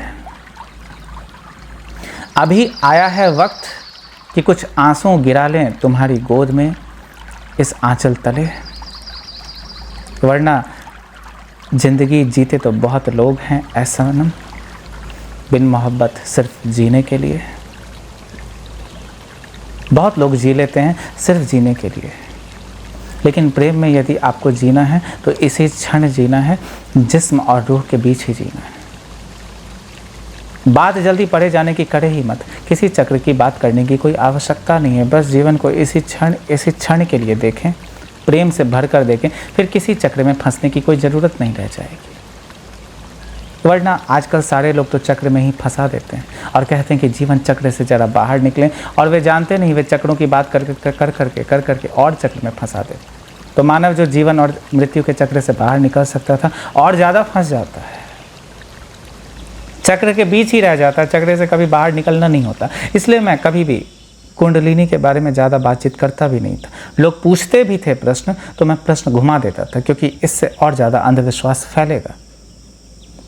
ऐसे ही बहुत सारे तांत्रिक हो गए, तंत्र का अंधविश्वास फैला, और तंत्र के बारे में जिसे कोई जानकारी नहीं वो भी तांत्रिक बन के बैठा और कहता है कि मैं तांत्रिक बन गया, तंत्र मेडिटेशन करवाता हूँ, लेकिन ना तो तंत्र के बारे में कुछ पता है, ना तो मेडिटेशन के बारे में कुछ पता है। उसी तरह ना तो चक्र के बारे में लोगों को पता है, ना तो कुंडलिनी के बारे में लोगों को पता है, बस बातचीत करते रहते हैं। ना तो आपने कभी चक्र को देखा है, ना कभी देख सकते हैं। इसलिए मैं हारा चक्र के बारे में कितनी ही बातें बता दूं, वो सब बातें आधी हैं, अधूरी हैं, जब तक कि अनुभूति पूरी नहीं है। इल्म एहसास है अभी ज़िंदगी में कि ज़िंदगी का सफ़र थोड़ा पूरा है। मेरे अल्फाज ए वक्त को ज़रा अभी पन्नों पे बयान दर्ज होते तुम देखो, मोहब्बत का सफ़र अभी आज इसी पल पूरा तो नहीं। बहुत सी रातें हैं आनी बाकी कि अभी ज़िंदगी की ये पहली रात है ऐ सनम। कल सुबह से किसी मौसम के इंतज़ार में हम थे, आज शाम जैसे कि तुम्हारा दीदार हो गया। दीदार ए मोहब्बत ए बयान ए अलहदा, ऐ सनम तुम्हारी दोस्ती क्या अभी इस मौसम काफ़ी नहीं। बहुत से लफ्ज़ हैं कि अभी मैं कहूँ तुमसे, लबे बयान दर्ज होकर ज़रा ऐसे, कुछ लफ्ज़ बाकी रह जाएंगे मेरे लबों पे, हमें तो मालूम था, हमें तो यकीन है। मोहब्बत की जितनी भी बातें करो तुम, मोहब्बत की बात क्या कभी पूरी भी है? तुम एहसास करो मेरी रूह है हकीकत का, ऐ सनम मोहब्बत में रूह से ज़्यादा कोई और चीज़ ज़रूरी तो नहीं। अभी है फ़िज़ा पिघल रही मेरी आँखों के आसपास, तुम अभी क़यामत की बात मत करो, थोड़ा और जीना था, थोड़ा और जीना है, तुम मुझे जीने दो। चाहते हो जाना दूर तो तन्हाई में ही छोड़ दो मुझे, मुझे मेरी बेचैनियाँ मंजूर हैं ऐ सनम, किसी और की दी हुई तन्हाई तो कभी भी नहीं। लगा सकते हो गले तो भर लो दिल में मुझे अभी इसी पल, तुम्हें जुदाई का आलम ही देना है मुझे तो दे जाओ अभी, मगर तुम ये जानो कि मोहब्बत से ना तो तुम कभी जुदा, ना तो हम कभी जुदा। है ये जुदाई का आलम मगर देखो, है ये जुदाई का आलम मगर तुम देखो, ये रिश्तों की बुनियाद कुछ ऐसी है, हर पल तुम जा रहे हो दूर मोहब्बत से, हर पल इश्क हो रहा है तुम्हें हमसे। तो बात बस कुछ ऐसी है, हर पल आप इश्क में ही, हर पल आप मोहब्बत में। आज किसी से करते हैं, कल किसी और से करते हैं, लेकिन एक जो कॉमन एलिमेंट हो गया, एक जो समान बात हो गई, वो बस प्रेम है, वो बस मोहब्बत है। आप किसी से भी करें क्या फ़र्क पड़ता है, प्रेम तो बस प्रेम है, प्रेम तो अनुभूति का नाम है। आप किसी से भी करें, प्रेम प्रेम है। जागृति जैसे भी हो, कुंडलिनी चक्र से हो, भक्ति से हो, ज्ञान से हो, कर्म से हो, जागृति जागृति है। जागरण काफ़ी है, जागरण अनिवार्य है। वो चक्र से हो जाए या बिना चक्र से हो जाए, क्या फ़र्क पड़ता है। वो हारा चक्र से हो, जीता चक्र से हो, क्या फ़र्क पड़ता है। लेकिन जिंदगी में हार जाएं, हारे हुए मनुष्य बन जाएं, इतना काफ़ी है। हार जाएं, हारना काफ़ी है। मैंने सुना है, कभी कोई था जो बोलता था, मुझे कभी कोई हरा नहीं सकता, क्योंकि मैं हारा हुआ ही हूँ। एक बार हार जाए काफ़ी है। मान लें कि मैं हार गया, फिर न तो जीतना होता है ना तो हारना होता है। आप जीते हुए ही हो गए। लेकिन सब जीतना चाहते हैं, सब जीतने की जद्दोजहद में है, कश्मकश में है, इसीलिए सब हार जाते हैं। मैं हूँ कश्मकश में कि हो जाओ तुम मेरे, रातों की बेचैनी में क्या कहूँ ऐ सनम, क्या कल तुम थे किसी और के। दस्तखत करो मेरे जिस्म पे अभी धीरे धीरे, हर ज़र्रे पे, मुझे यकीन नहीं होता कि दीदारे आलम अभी तुम्हारा हुआ मेरे सामने सामने। मैं कुछ कहूँ तो कहूँ क्या, अभी अल्फाज थोड़े कम हैं, बहुत से पन्ने हैं मेरी ज़िंदगी में ऐ सनम, आज रात इस बेचैनी में बताऊँ कैसे। कुछ पा लेना है मुझे इस ज़िंदगी में तुम्हारे आमने सामने, तुमसे मुलाकात हुई 2 पल के लिए ऐ दोस्त, क्या इस सफ़र में एक मुलाकात काफ़ी भी नहीं। ज़रा तुम मुझे देखो, ज़रा मैं तुम्हें देखूं, रास्ते पर आते लोग बहुत से हैं, किसी मंजिल की तलाश में तुम भी, किसी मंजिल की तलाश में ऐ सनम हम भी। लोग चल रहे हैं धीरे धीरे, जाने किसकी तलाश ए आरजू में, लोग चल रहे हैं धीरे धीरे, जाने किसकी तलाश ए आरजू में। जब पहुंच गए तुम अपनी रूह के पास आमने सामने, ऐ दोस्त ज़िंदगी में और किसी की कभी कोई क्या ज़रूरत भी है। मैं खुदा हूँ तो कहूँ कि ऐ खुदा तुम हो कहाँ, जब ज़र्रे ज़र्रे में वही खुदा है बैठा, ऐ सनम तुम देखते किधर हो। इस सांस की तरफ देखो कि इसकी गर्मी भी ज़रा अभी थोड़ी है, तुम्हारे पास बैठते बैठते। खुद गर्ज है इलाका, खुद गर्ज ये ज़िंदगी, इस दुनिया में खुदा को ढूंढूं तो ऐस दोस्त कभी कोई खुदा मिलता भी नहीं। इस वक्त तुम ज़रा देखो कि इस आसमां के नीचे ज़रा से बादल हैं, ज़रा सी बारिश है, ज़रा सी बूंदें हैं। खुदा है, खुदा है, खुदा है और कोई भी तो नहीं है। मोहब्बत भी खुदा ए अरमान ए जुस्तजू, भीग लो तुम मेरे साथ आज रात इन आंसुओं के वाबस्ता। मुझे नहीं पता कल ये रात कभी हो न हो। हर किसी के पास है ज़रा कोई एक गुल्फ़ां में दोस्त, हर किसी के पास है ज़रा कोई गुल्फ़ां में दोस्त। तुम इजाज़त दो मुझे कि गले से लगा लूँ मैं तुम्हें 2 पल के लिए, इससे ज़्यादा मेरी कोई अभी आरजू तो नहीं। लोग पूछ रहे हैं किस्मत का हाल बयां अभी मुझसे धीरे धीरे। मैं तुम्हारी किस्मत में, तुम मेरी किस्मत में, कौन किसकी किस्मत में, किसी को आज कुछ पता तो नहीं।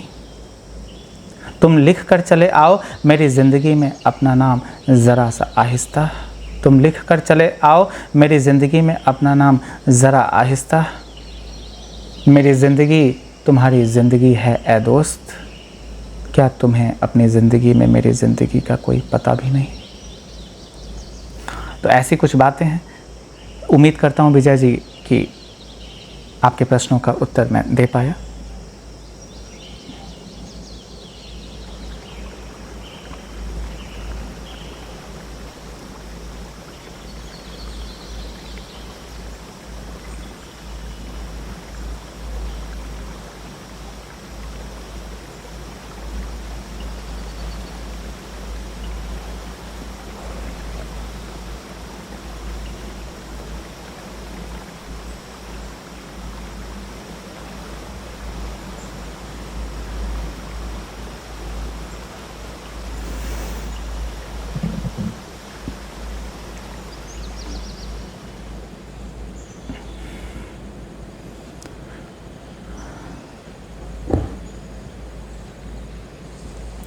जब तक जीवन में प्रेम की पहली सीढ़ी न चढ़े तब तक परमात्मा की मंजिल नहीं आती। इस क्षण में यदि केंद्रित होकर रहना है, धन्यवाद से भरना है, तो भी प्रेम करना जरूरी है।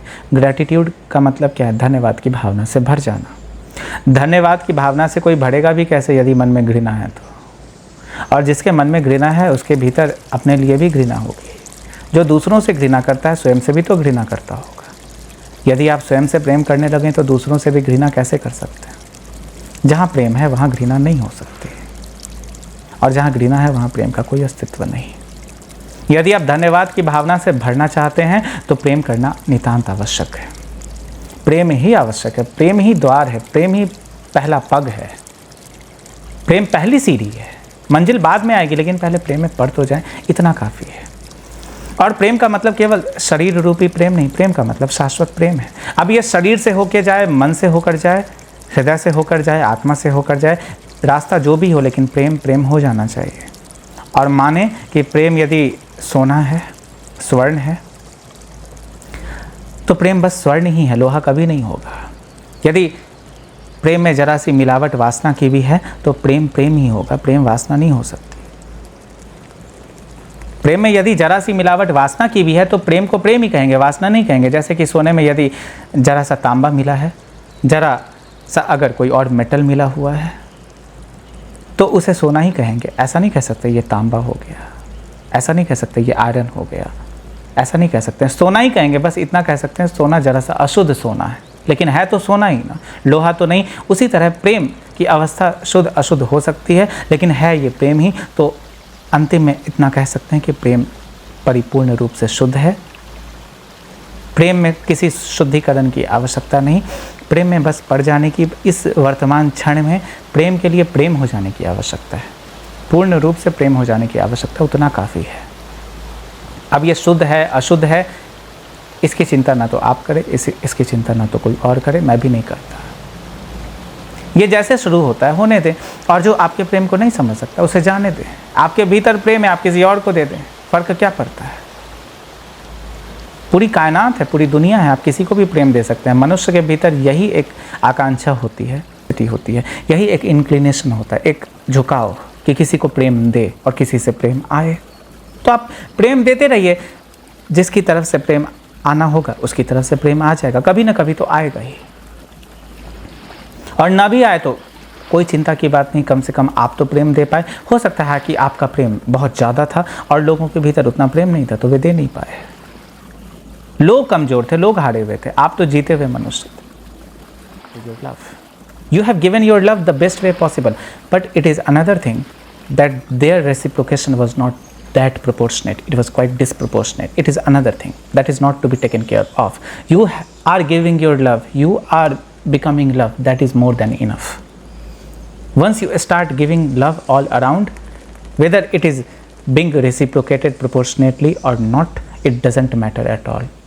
You should not concentrate yourself on that, rather you should be concentrating on propounding and expressing and disseminating this love more and more. That is what matters the most. That is it. What will be the outcome? What will be the consequence? It is not to be taken into consideration that much, otherwise you will spend your energies, you will spend your precious time on all that. And once you spend your precious time on something which is unnecessary, on something which is not very much important, then you will kill your time, then you will kill your efforts, then you will deprive yourself of your absolute potential. All your endeavors, all your efforts, all your energies, all your concentration, it will all utterly go in vain. You will waste the resources within. You will not be able to use your resources, your time, your energies quite judiciously. That is why I tell people to love and to become love, to love people as much as possible. Whether they get any love in return or not, that is not important. At least you will be satisfied that what I could do, I did. I did my best. Whether somebody was doing justice to me or not, that is somebody else's concern. Whether the other person could love me or not, that is the other person's concern. That is his karma. What is your karma? What is your duty right now? It is your duty to love everybody equally. There should not be any injustice. There should not be any discrimination. That is it. That is it.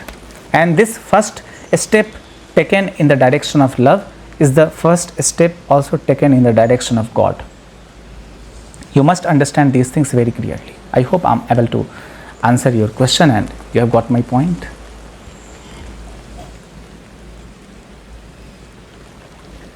Thank you very much Vijay ji. और भी कोई व्यक्ति पूछना चाहते हो कोई प्रश्न तो पूछें.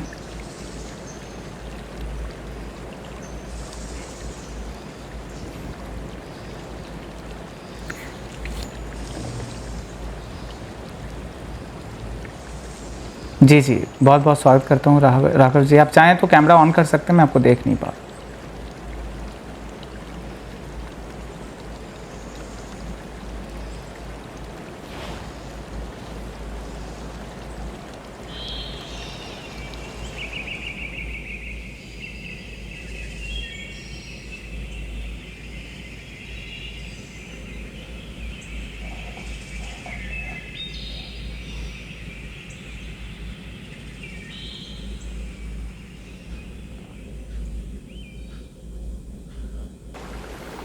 जीवन में छोटी छोटी चीज़ों का ध्यान रखें, छोटी छोटी बातों का ध्यान रखें. छोटी छोटी चीज़ों से शुरुआत कर सकते हैं. छोटे छोटे पहलू पे चिंतन करें. थोड़ा थोड़ा जीने की कोशिश करें. अभी कोई जीता तो नहीं है, सब जीने की कोशिश करते हैं. कोई जीता नहीं.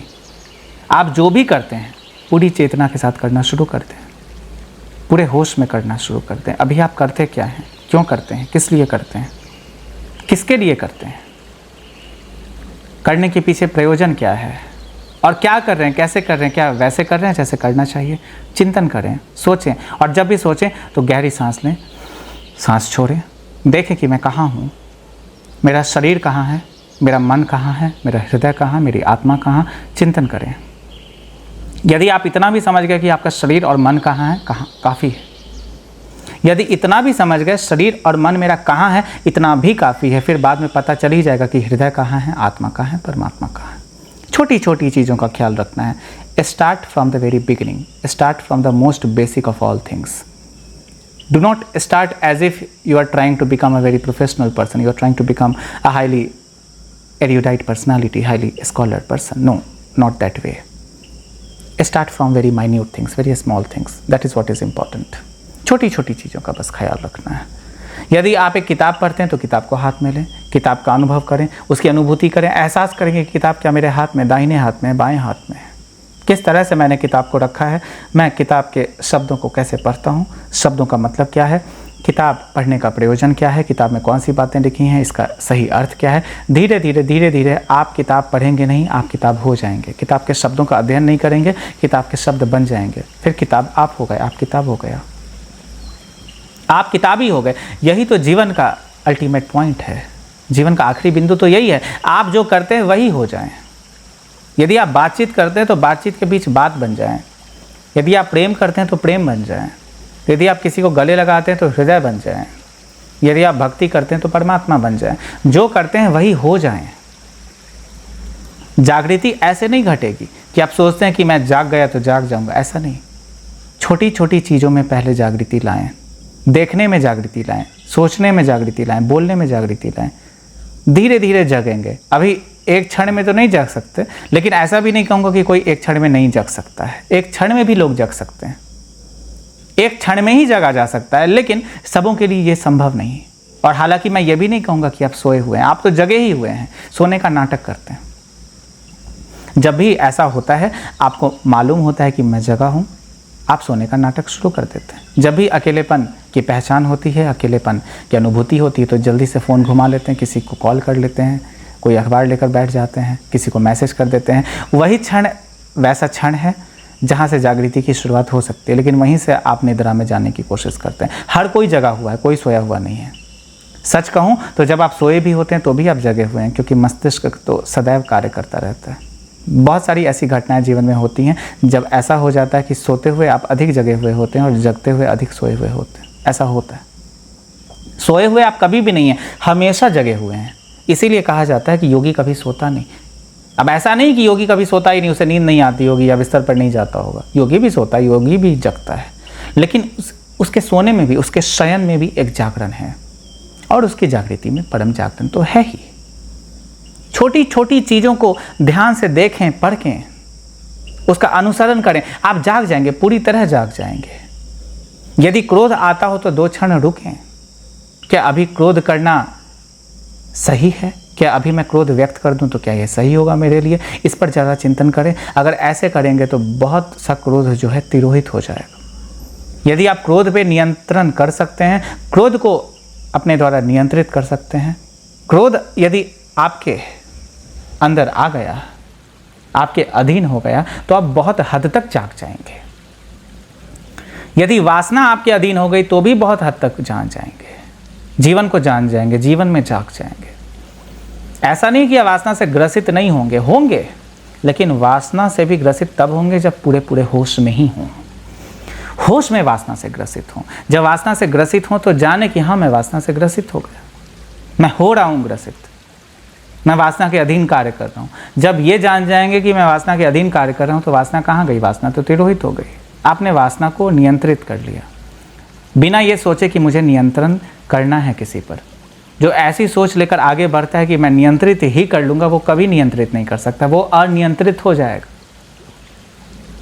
संपूर्ण ब्रह्मांड को जीतने से पहले अपने हृदय या किसी और के हृदय को जीते तो सही। हृदय को जीत लेना काफ़ी है, ब्रह्मांड को जीतने की आवश्यकता नहीं है। सब जीत लिया जाता है। एक बार हृदय को जीत लें, सब जीत लिया जाएगा। एक बार जागृति को प्राप्त कर लें, उसके बाद पूरी तरह मुक्ति ही मुक्ति, हर जगह मुक्ति है। हर ओर ऊर्जा है, आप ऊर्जा है, ब्रह्मांड है, परमात्मा है। लेकिन हम पूरी तरह जगने की बात करते हैं, यही दुविधा है, यही समस्या है। छोटी छोटी चीज़ों को तो समझते नहीं, जानते नहीं, छोटी छोटी चीज़ों को भूलते रहते हैं और फिर जागने की बात करते हैं। छोटी छोटी चीज़ों से शुरुआत करें। आप मोबाइल फ़ोन पर करते क्या हैं? कौन से फाइल्स आपने डाउनलोड किए, कौन से फाइल्स कहाँ पर हैं? कम से कम इतनी भी जानकारी यदि पूरी हो तो भी आप बहुत हद तक जान जाएंगे, जीवन को बहुत हद तक जान जाएंगे, और बहुत हद तक जागृति की घटना घट जाएगी। आप कभी व्हाट्सएप खोलें, हजारों सैकड़ों मैसेजेस होंगे। आपसे भी पूछा जाए कि आप कौन सा मैसेज किसको कब करते थे, आपको नहीं पता होगा। धीरे धीरे जागने की कोशिश करें कि मैं व्हाट्सएप पे प्रतिदिन किससे क्या क्या बातें करता हूँ, क्यों बात करता हूँ, उससे भी जाग जाएंगे। आपके कमरे में कहाँ क्या है, इसकी भी पूरी जानकारी हो जाए तो भी जागने की प्रक्रिया का आरंभ हो जाएगा।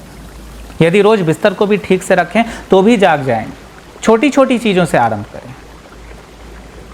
बहुत बड़ी बातें मैं नहीं करता कि ऐसा ध्यान करें, वैसा ध्यान करें, ऐसी साधना करें, वैसी साधना करें, ये सब मैं नहीं कहता। मैं बहुत बहुत फंडामेंटल बातें करता हूँ, बहुत मौलिक बातें करता हूँ। जी क्या कहते हैं? जीवन ही तो ध्यान है, ध्यान की उपयोगिता कैसे नहीं है? जीवन की उपयोगिता है तो ध्यान की भी तो उपयोगिता है।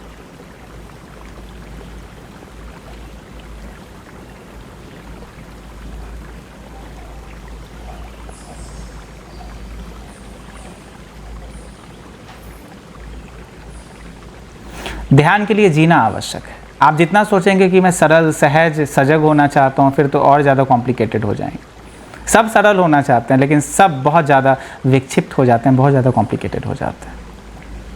सिंप्लीफाई करना तो चाहते हैं लेकिन कॉम्प्लिकेशंस आ जाते हैं, यही समस्या है। सरल होने के बारे में सोचे ही नहीं, सहज या सजग होने के बारे में सोचे ही नहीं, बस सोचें कि जीवन को जिएं कैसे। अगर अभी मैं आपसे कहूँ कि आप ध्यान कर रहे हैं तो गलत नहीं होगा। यदि मैं कहूँ कि अभी से 2 घंटे पहले भी आप ध्यान करते थे तो भी गलत नहीं होगा। बस बात इतनी सी है, ध्यान एक दिशा में नहीं है। आप ध्यान तो करते ही हैं। जैसे मैं अभी फ़ोन लेकर बैठा हूँ, किसी को मैसेज करता हूँ, ठीक है, मेरा ध्यान मैसेज की तरफ चला गया।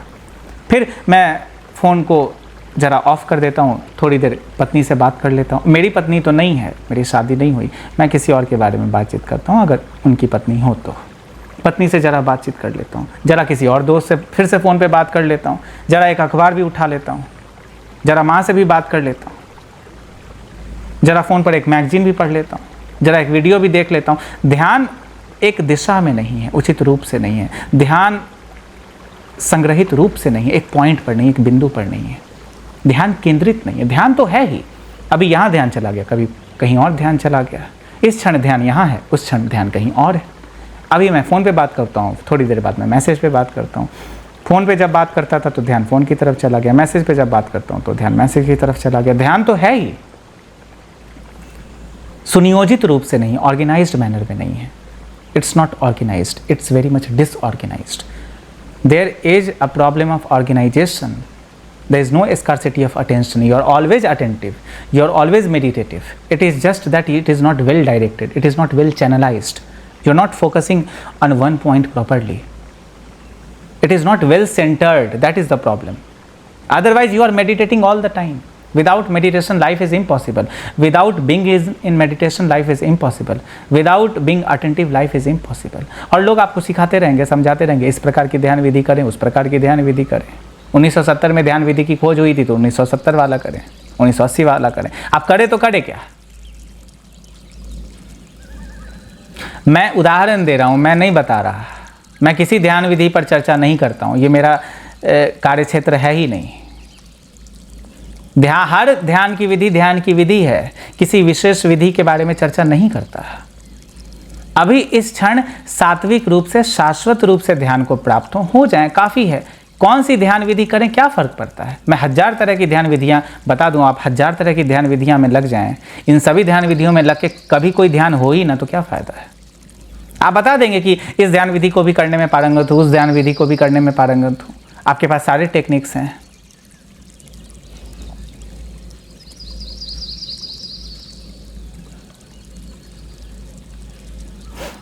अब ये तो वही बात हो गई, आप कहना चाहते हो कि क्या एक जगह बैठकर ही श्वास लें या फिर चलते फिरते भी श्वास ले सकते हैं?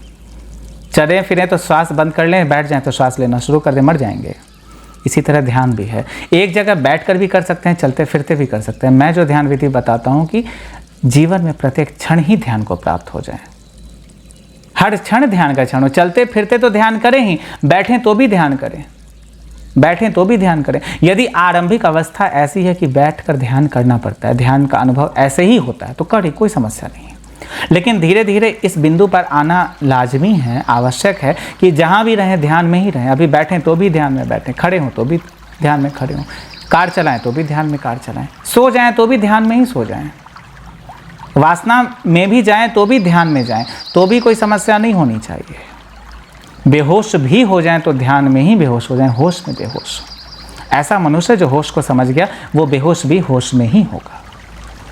ये मैं बताता हूँ। मैं किसी विशेष ध्यान प्रक्रिया के बारे में बातचीत नहीं करता क्योंकि आवश्यक नहीं है, नहीं तो फिर ध्यान प्रक्रियाओं के बारे में ही बातचीत करूँगा। 1000 वीडियोज़ बना दूंगा कि ऐसी भी प्रक्रिया होती है, वैसी भी प्रक्रिया होती है, XYZ बहुत सारी ध्यान विधियों का प्रचार प्रसार कर दूंगा और आपको सिखा भी दूंगा, आप सीख भी जाएंगे। लेकिन ध्यान की घटना कभी नहीं घटेगी, यही तो समस्या है।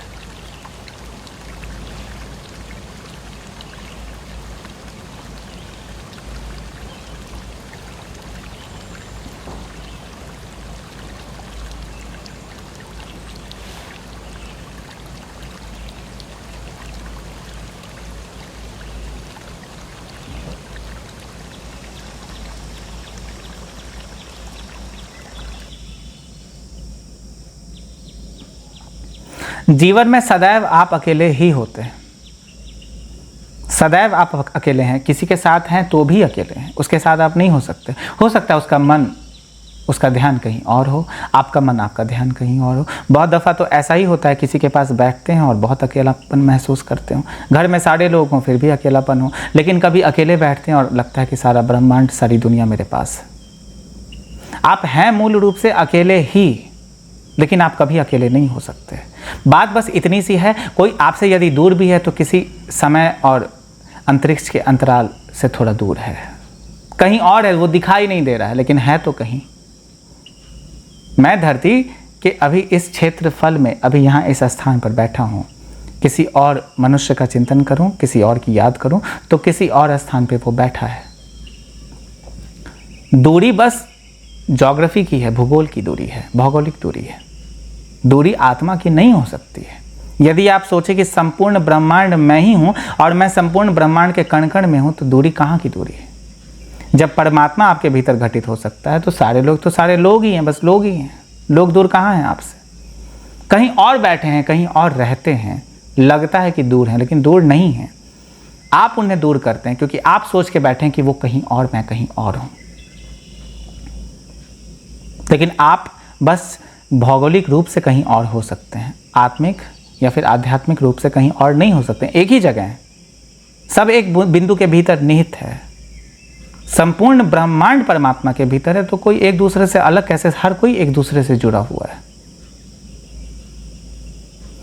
बहुत दफ़ा सामना हुआ मेरी ज़िंदगी से ऐ दोस्त, बहुत दफ़ा सामना हुआ मेरी ज़िंदगी से ऐ दोस्त। ज़रा देर तक हमने खुद को देखा तो चेहरा तुम्हारा मेरी तस्वीर में मैंने पाया। मैंने आईने को देखा थोड़ी देर तो जैसे तुम्हारी तस्वीर मेरे आईने के अंदर, मैंने देखा तुम्हें थोड़ी देर तो जैसे मेरी तस्वीर तुम्हारी आँखों के अंदर। मेरा अफसाना है यहाँ से चला तुम्हारे अफसाने की तरफ ऐ दोस्त।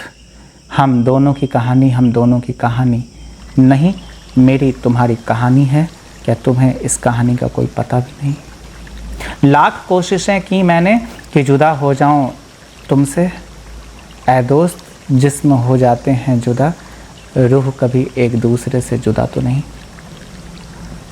तुम देखो मेरे ख्याल ए दस्तखत, अपने ख्यालों की तरफ ज़रा एक बार। मेरी आँखों में तुम्हारी आँखें अभी बह रही हैं जैसे किसी सागर की तरह। इन लहरों को अभी तुम रोको, पर रोको तो मत। चलने दो मुझे अभी, धीरे धीरे ज़रा हाथ पकड़ता हूँ मैं तुम्हारा। मेरी मंजिल की तरफ तुम आओ, तुम्हारी मंजिल की तरफ मैं आऊँ। अब जो भी हो ज़िंदगी में ऐ सनम, मोहब्बत एहसास में हो तो साथ साथ हो। कोई किसी से अलग नहीं, कोई किसी से जुदा नहीं। ज़मी की दूरी है ऐ दोस्त।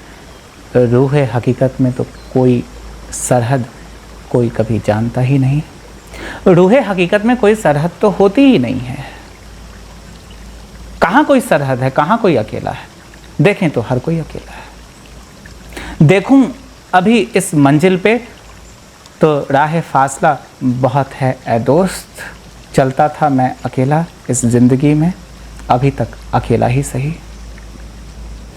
अभी आओ ज़रा तुम मेरे कमरे में, बैठो थोड़ी देर मेरे पास 2 पल के लिए। देखो मेरी आँखें तो उसी सागर का रास्ता अभी तक दिखेगा तुम्हें। इस सफ़र में, इस समंदर में ऐ सनम, कोई लहर अकेली तो नहीं। साथ चल रही हैं बूंदें, साथ उठ रही हैं लहरें। साथ चल रही हैं बूंदें, साथ उठ रही हैं लहरें। उठो तो मेरे साथ, गिरो तो मेरे साथ। जीवन में तन्हाई है ऐ दोस्त, तन्हाई ही सही। करवटें हैं ऐ दोस्त, करवटें ही सही। नींद है तो नींद ही सही, बेचैनियाँ हैं तो बेचैनियाँ ही सही। सब है ज़िंदगी में, तुम हो ज़िंदगी में। ज़िंदगी में चाहिए तन्हाई, तन्हाई ही सही। ज़िंदगी में चाहिए तुम ही सही। ज़िंदगी में क्या है और ज़िंदगी में क्या नहीं। अभी छोड़ो तुम मुझे ज़रा 2 पल के लिए। क्या छोड़ना तुम्हारे बस में भी है या बस में नहीं। हर कोई चला है यहाँ से किसी कारवां की तरफ। अकेला ही ऐ सनम। बहुत मौजूद हैं लोग उस आखिरी सफ़र तक, बस सफ़र के लिए। कि एक किनारा है, एक कश्ती है, तुम डूबो या हम डूबें, ऐ दोस्त उस सरहद तक जाते सब एक साथ ही हैं। अभी उस सरहद शहर की मैं बात क्या करूं। अभी तो मैं चला हूं तुम्हारी गली से तुम्हारे लिए, ज़रा देखो थोड़ी देर मेरे चेहरे की तरफ, तो न तो कभी मेरा जिस्म तुमसे अलग, न तो कभी मेरी रूह तुमसे अलग। सब साथ साथ ही हैं, अकेला कोई नहीं। आप अकेले हो जाना चाहते हैं तो अकेला महसूस करते हैं। जब आप ऐसा सोचेंगे कि संपूर्ण ब्रह्मांड से एक साथ अभी इस क्षण जुड़े ही हुए हैं, अकेला कौन है? कोई अकेला नहीं। अभी मैं आप सबके समक्ष हूँ, बस आप मुझे छू नहीं सकते क्योंकि आप मुझे दिख सकते हैं। कुछ रेडियो फ्रीक्वेंसीज हैं, कुछ सिग्नल्स हैं जिसके द्वारा आप मुझे देख सकते हैं, जिसके द्वारा मैं आपको देख सकता हूँ। छू नहीं सकते हैं, लेकिन आप भी कहीं बैठे, मैं भी कहीं बैठा हूँ, अचानक अभी यहाँ आ जाएं तो छू भी लेंगे। तो तकनीक के माध्यम से इतना तो समझ ही गए कि कोई किसी से अलग नहीं है, कोई किसी से दूर नहीं है, सब एक साथ ही इसी क्षण है। बस भौगोलिक दूरी है, जोग्राफिकल डिस्टेंस है, वो तो होगी ही। अब एक कमरे में पूरी दुनिया तो नहीं आ जाएगी ना, घर टूट जाएगा। करोड़ों लोग एक घर के भीतर तो नहीं रह सकते क्योंकि घर टूट जाएगा, उतनी जगह नहीं। और धरती बहुत बड़ी धरती है, दुनिया बहुत बड़ी दुनिया है, संपूर्ण ब्रह्मांड बहुत बड़ा ब्रह्मांड। तो लोग अलग अलग जगह पर होते हैं एक समय के अंतराल पे, लेकिन कोई किसी से अलग नहीं, सब एक साथ ही है। इस बात को समझें। दूरी बस भौगोलिक है, आत्मिक नहीं है, आध्यात्मिक नहीं है। इसीलिए आप दूर नहीं हैं मुझसे, मैं दूर नहीं हूं आपसे। लोग तो ऐसा भी करते हैं कि किसी को फ़ोन करना चाहते हैं, कर नहीं पाते, किसी को मैसेज करना चाहते हैं, कर नहीं पाते। और एक मैसेज से आप उससे जुड़ सकते हैं, एक मैसेज से वो आपसे जुड़ सकता है। भौगोलिक दूरी है, थोड़ी सी टेक्निकल प्रॉब्लम है बीच में, थोड़ा टेक्निकल गैप है, इससे ज़्यादा कुछ नहीं। आप सामने वाला ब्लॉक कर दे तो बात अलग, लेकिन आप एक नंबर के माध्यम से, अगर आपके पास उस इंसान का नंबर भर बस है, आप उससे जुड़ सकते हैं, आप ट्रैवल करके उसके पास पहुंच सकते हैं। दूरी तो जरा भी नहीं है, सब आपके मन में है। लोग एक दूसरे को दूर कर देते हैं, लेकिन कोई किसी से दूर होता तो नहीं। सबकी कोशिशें यही हैं कि जुदाई हो जाए इस मोहब्बत में, इसी पल इसी वक्त।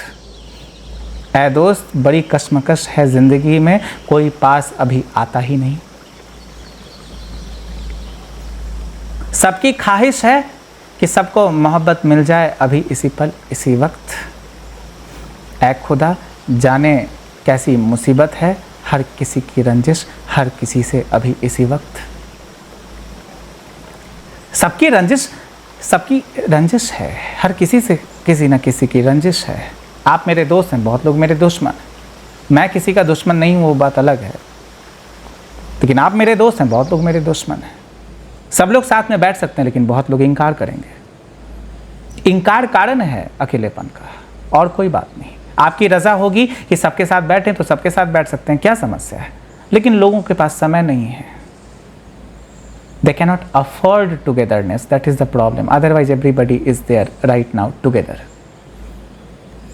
There is the problem of affordability. They cannot afford to be together. Togetherness is a very expensive thing. To be alone it is very easy, but to be together it is quite expensive. It is very much a difficult thing to do. Not everybody can afford it, not everybody is competent to do that. Otherwise, providing somebody your togetherness, it requires a lot of effort, it requires a lot of intelligence, and it requires a lot of tolerance, cooperation and patience. If you are aggressive, if you are impatient, if you are short-tempered, and if you are not cooperative, and if you are foolish, then although you are together with somebody, you are not together at all. You are away from the person. You are separated from the person. You are disintegrated from that person. There is no integration. There is no essence of togetherness. There is no coming together. There is only going back. There is no unification. There is only bifurcation, bifurcation, bifurcation. That is the problem. Otherwise, you are never lonely, but you are always in solitude. Value the essence of solitude, eliminate the lacuna, the gap, the corruption of loneliness. Loneliness is the biggest venom in this world, it is the biggest curse. Solitude is the biggest blessing. Get rid of your loneliness. And if you cannot afford solitude, or if you cannot experience solitude right now, seek somebody's company. But it needs a lot of dedication, lot of determination. It needs a bigger heart. Because if you are with somebody, that person will occupy a little bit of area in your heart. And if your heart is so small, if it is so narrow, then the other person will not be able to live over there, and you will not be able to provide enough space to that person. If you are a very miser kind of a person, thrift kind of a person who is very selfish, then you can neither love nor be with anybody else. Then you will always be lonely. And I have seen such people in my life who are extremely miser, extremely thrift people. They are not able to spend even a single rupee from their pockets. They are always lonely. Because if you need to be with somebody, you have to share your time, your attention, your resource. It needs a lot of things. Even if you do a sharing kind of a thing with the bills, like if you order coffee for everybody and there are 5-6 people, and even if everybody contributes, you still have to contribute a little bit from your side, even a single dollar or anything like that. But if you are not ready enough to do even that very thing, then you will always be lonely. Loneliness is not the result of life's phenomenon. Loneliness is the result of your disintegration. Loneliness is the result of your determination to not be with somebody. Loneliness is the result of your misery, of your confinement, is the result of your willingness to not share your life with anybody. Loneliness is the result of the lack of harmony in your life with the relation to this world, with the relation to the civilization. That is the problem. Otherwise, there is no loneliness. Even if you are completely lonely, nobody is there in the room.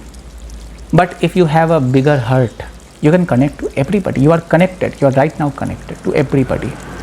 And it is now evinced, it is now proved with the help of technology. You have a cell phone, you can connect to anybody. If this machine, if this little mobile can connect to everybody, and this mobile can be destroyed, it can be manufactured, it is subject to certain limitations, why can't this heart be connected to every other heart? What is the problem? The connection of this heart is a little different from the connection of this phone. That connection can be disconnected. That connection can be blocked.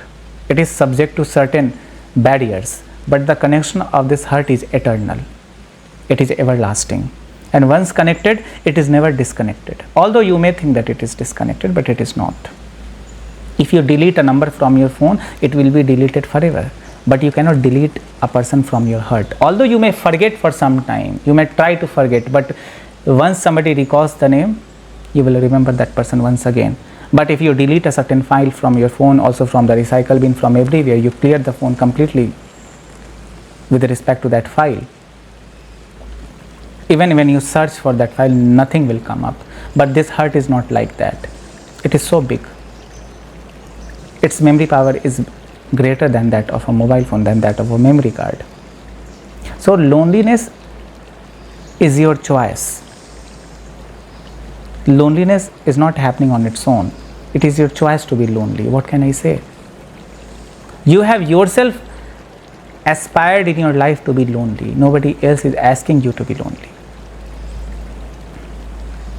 It is your desire to be lonely. Otherwise, there are 8 billion people in this world. Who is lonely? Who can be lonely?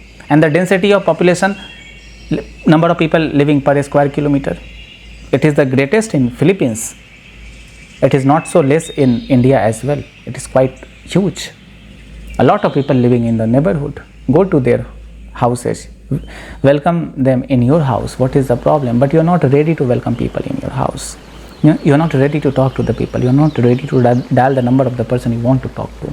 The others, they're also going the same way, and that is the problem.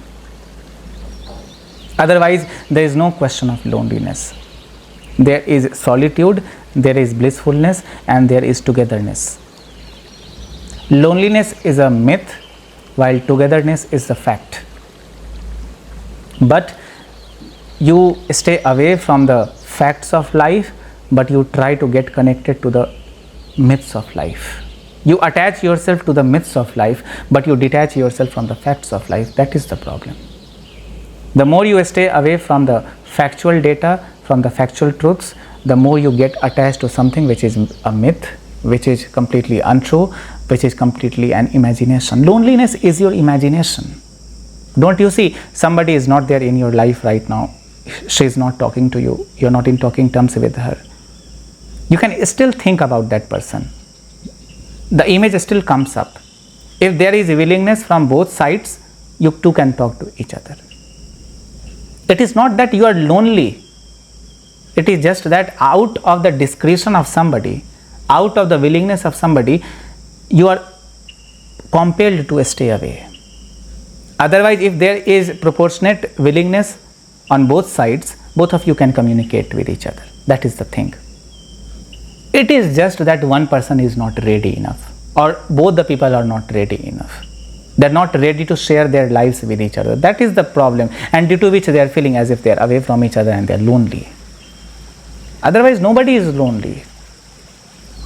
These are only your decisions to be away from somebody. Once you get separated from your wife, you are not with your wife and you miss your wife. You give the divorce or anything. And once you are divorced, you cannot be together. And once you decide to stay away, you stay away. But memories, they are forever. And it is said that not just the memory of this life, we can actually invoke upon the memories of our past lives as well. Memories are never deleted, it is always there. If you have taken birth billions of years ago, that memory can also be revived in some way.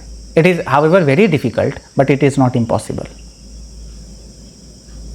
So there is no loneliness. There is only the desire, the stubbornness to stay away from people. You are adamant, you are stubborn. You are not flexible in your life. Otherwise, if there is ample flexibility, there is not at all any kind of loneliness. There is only togetherness. I am with you right now, you are with me right now. Even if I disconnect the call right now and I go to sleep, next day we meet, we are again meeting. In the meantime, when you are not with me, when I am not talking to you, you are not talking to me, still I am surviving in your memories, you are surviving in my memories. And that is the reason why when two people are in love with each other, although they may be miles away, far apart from each other, still they are together. This memory is a very important thing. The willingness to be with somebody is a very important thing. Physical distance is not a barrier. The only barriers are mental distances, psychological distances, romantic distances. These are the barriers. Otherwise, physical barrier or physical distance or sexual barrier, sexual distance, these things don't matter at all. You can be living 1,000 kilometers away from your beloved, but still, if you are willing enough to be together, you are still together. Just with the help of some text messages, you can be together. Just with the help of your thoughts, you can be together. There are some people who are not even in talking terms with their lovers, but they are always together. Why? Through the help of thoughts. These thoughts matter a lot, and these thoughts are very powerful. It is just that you have yet not arrived in that very, state of consciousness. This state of consciousness is very important. Once you reach that consciousness, that state of consciousness, nothing is impossible. Everything is possible. And ultimately speaking, finally speaking, there is no loneliness. It is your choice to be lonely, otherwise there is no loneliness.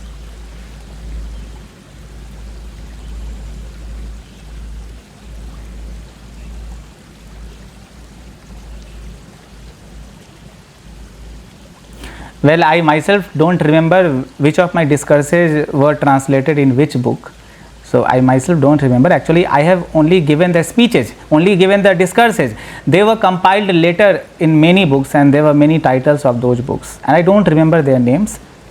But whatever I have spoken till now, it is there in some book. They have given the names to those books, but my discourses are my discourses, my things are my things. I have spoken the very same thing in every book, in different ways, however. Ways may be different, but the idea, the underlying spirit is still the same. It is no different.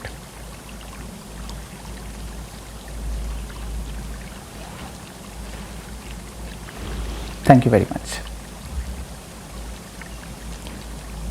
Santosh ji, आप कुछ पूछना चाहते हो तो पूछें.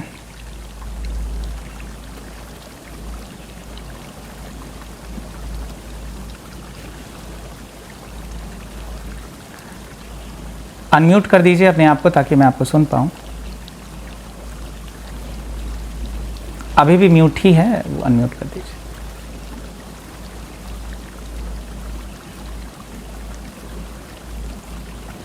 अपनी प्रतिक्रिया ही व्यक्त कर दें, कुछ बोल ही दें. कुछ भी नहीं बोलते तो मुझे लगता है कहीं कोई समस्या तो नहीं आ गई.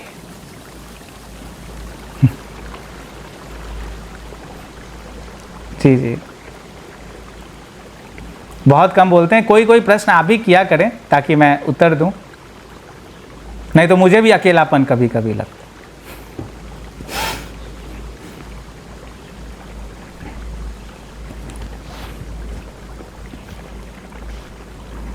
मैंने पहले ही एक बात कही थी, मेरे पास कहने को कुछ है नहीं. आपके प्रश्न एक खूंटी की तरह है जहां मैं अपने उत्तर को टांग देता हूं. मेरे पास कहने को कुछ भी नहीं. अगर मैं ऐसे बैठूं तो बहुत मुश्किल हो जाता है कि मैं क्या कहूं, क्योंकि कहने को कुछ भी नहीं. आप कुछ कहते हैं तो मैं पीछे से कुछ कहने की कोशिश करता हूं, लेकिन मेरे पास कहने को कुछ भी नहीं है. वाकई में जो कहना है वो मौन ही है. मौन के द्वारा ही वो व्यक्त कर सकता हूं जो व्यक्त कर पाना शब्दों के जरिए संभव नहीं है.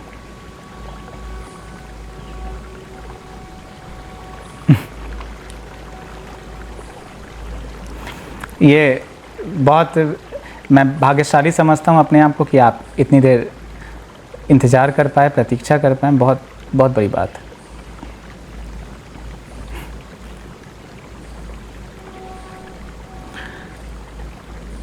आप देखते हैं जब आप किसी का इंतज़ार करते हैं तो समय जल्दी बीतता ही नहीं है. एक एक क्षण लगता है कि एक एक हज़ार वर्ष हो गया. किसी का इंतज़ार करते हैं और समय बढ़ता चला जाता है. लेकिन जब आप किसी के साथ होते हैं, बातचीत करना शुरू कर देते हैं, तो फिर समय कैसे किस रफ्तार से भागता है कुछ पता ही नहीं चलता है.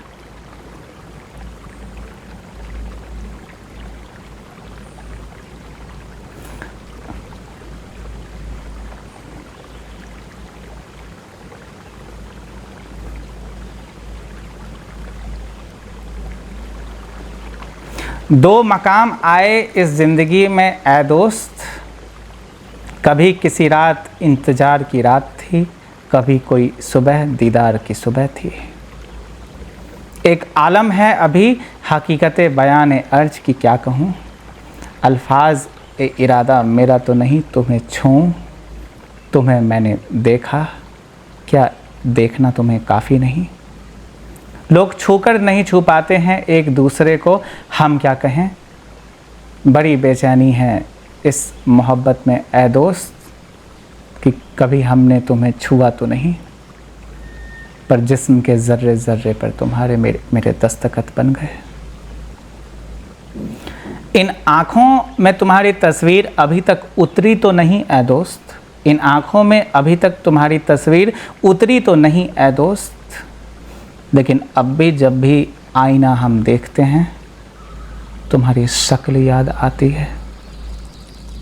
उतर रही है तुम्हारी हकीकत मेरे दिल के कोने कोने में, तुम्हारी धड़कनें हैं या है तुम्हारी मोहब्बत ऐ सनम. ऐसा कोई इलाका नहीं इस ज़मीं पे जहां तुम्हारा घर तो नहीं. है मेरा शहर डूब रहा तुम्हारे समंदर में, तुम जरा चलो तो मेरी गली की तरफ अभी लहरों की तरफ ऐ दोस्त. मेरी उम्मीद थी कि तुमसे मोहब्बत हो जाए, अब मैं फ़ना हूँ तुम पर, मेरी ज़िंदगी में फ़ना होने के सिवा अब और कोई मेरा इरादा तो नहीं। बहुत इंतज़ार था मुझे कि तुम आओ मेरे दिल के रास्ते कभी किसी रोज़। एक वक्त मिला है मुझे अभी इस रात की देखूं तुम्हें जी भर के। मुझे नहीं पता कल ये रात फिर हो न हो। अभी मेरी पलकों के वाबस्ता रफ्ता रफ्ता गिर रहे कुछ आंसू हैं। अभी मेरी पलकों के वाबस्ता रफ्ता रफ्ता गिर रहे कुछ आंसू हैं। मेरे गमे संजीदगी को ज़रा तुम समझो। अभी सिर्फ मेरे अल्फाजों को समझना काफ़ी तो नहीं। कहना है कुछ मुझे तुमसे कि लफ्ज़ों में हम कहें कैसे।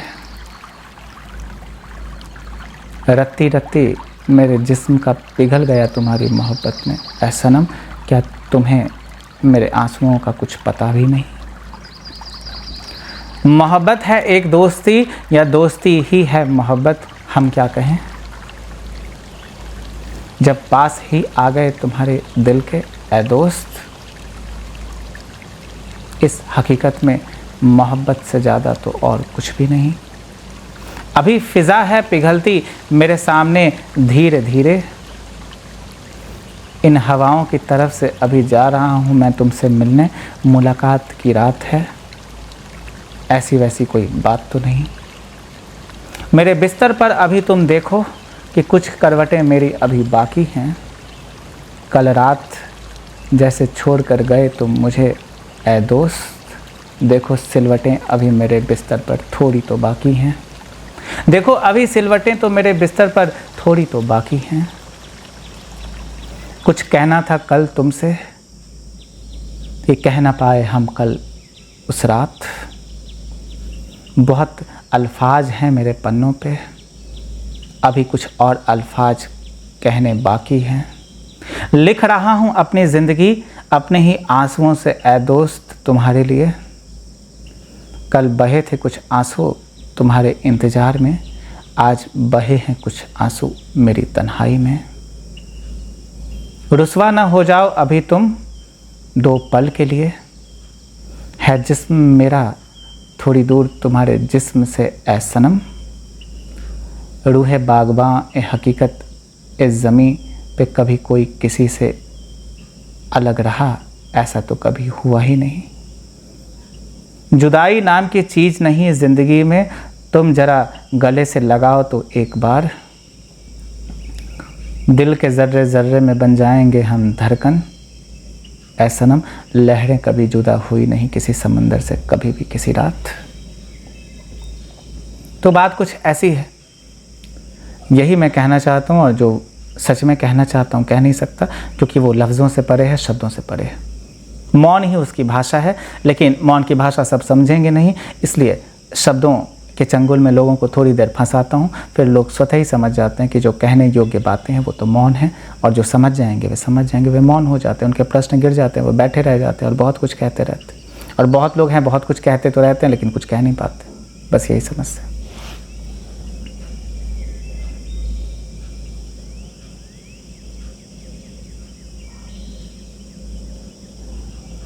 बिल्कुल, कुछ बोलिए, कुछ भी कहिए।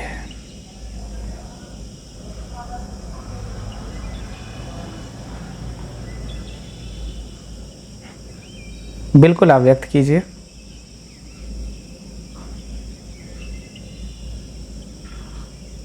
आपसे भी छोटा मैं हूं। आप स्वयं को मुझसे भी बड़ा बना रहे थे, तो मैंने ज़रा इंटरवीन किया, मैंने ज़रा रुकावट पैदा की और मैंने याद दिला दिया कि मैं बहुत छोटा हूँ।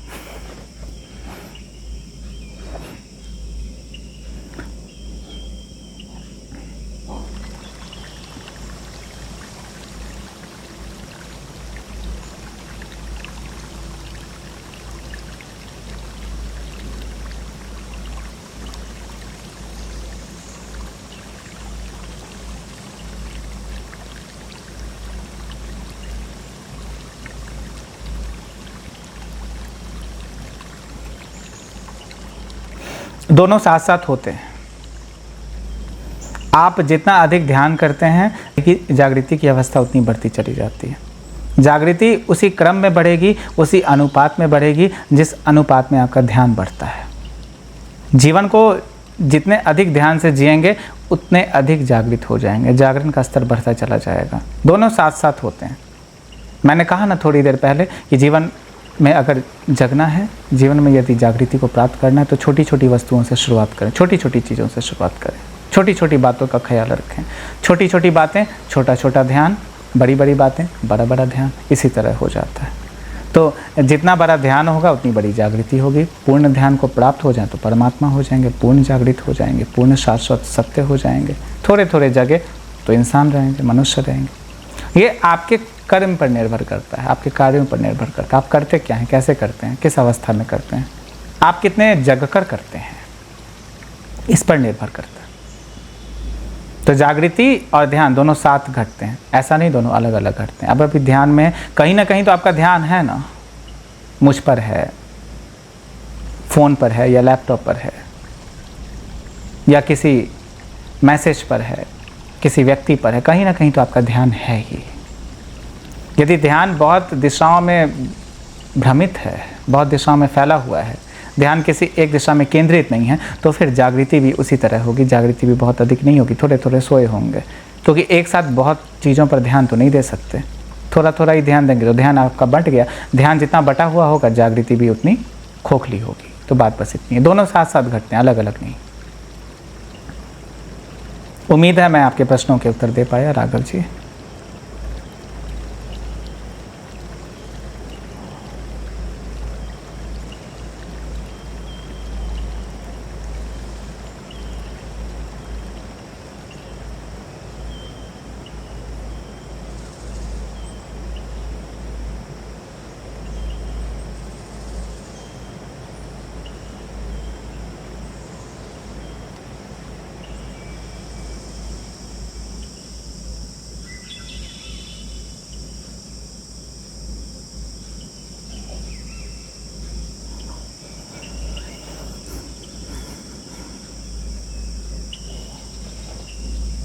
अब वे भूल जाते हैं तो भूल जाते हैं, उनकी चिंता आप क्यों करते हैं? अब जो होश में नहीं रह सकते हैं वो होश में नहीं रहेंगे, उनकी चिंता आप मत कीजिए, आप खुद की चिंता कीजिए। क्या आप होश में रह सकते हैं? क्या होश की अवस्था को आप भूल जाते हैं? यदि भूल जाते हैं तो याद रखें कि कभी कभी भूल जाते हैं। जब इतना भी याद रखेंगे कि कभी कभी भूल जाते हैं तो कभी नहीं भूलेंगे। जब इतना भी याद आ गया कि मैं भूल जाता हूँ, फिर कैसे भूलेंगे? फिर तो भूलने में भी याद शामिल है। और दूसरे लोग जो भी करते हैं उसका चिंतन मत कीजिए। लोग बहुत तरह के कार्य करते हैं, हर किसी की ज़िंदगी हर किसी की ज़िंदगी है, आपकी ज़िंदगी तो वैसी ज़िंदगी नहीं। जो भूल जाते हैं वे भूल जाते हैं। अगर आप याद रख सकते हैं तो याद रख के आगे बढ़ें, क्या फ़र्क पड़ता है? तो याद रखने की ज़रूरत भी नहीं है, अनुभव काफ़ी है। याद क्यों करेंगे? बस जीते रहें, याद करके मत जिए। कोई टेक्स्ट बुक नहीं है, कोई किताब नहीं, कोई ग्रंथ नहीं है जो याद करेंगे।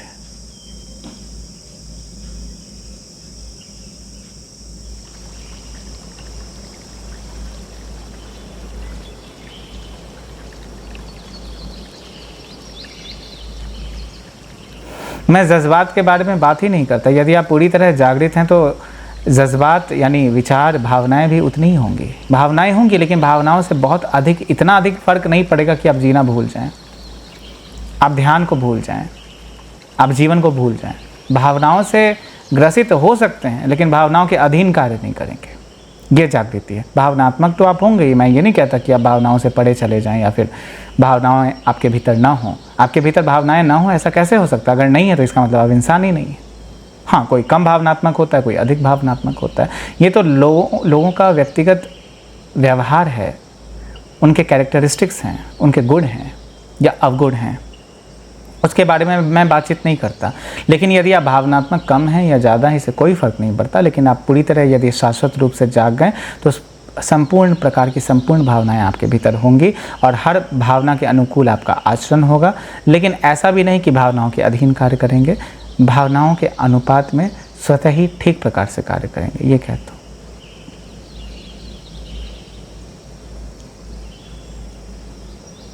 भावनात्मक होने में कोई समस्या नहीं है। समस्या है कि भावनाओं को सही से समझे नहीं और कुछ ऐसा कर जाएं जो करने योग्य नहीं है। बस ऐसा कहता हूं।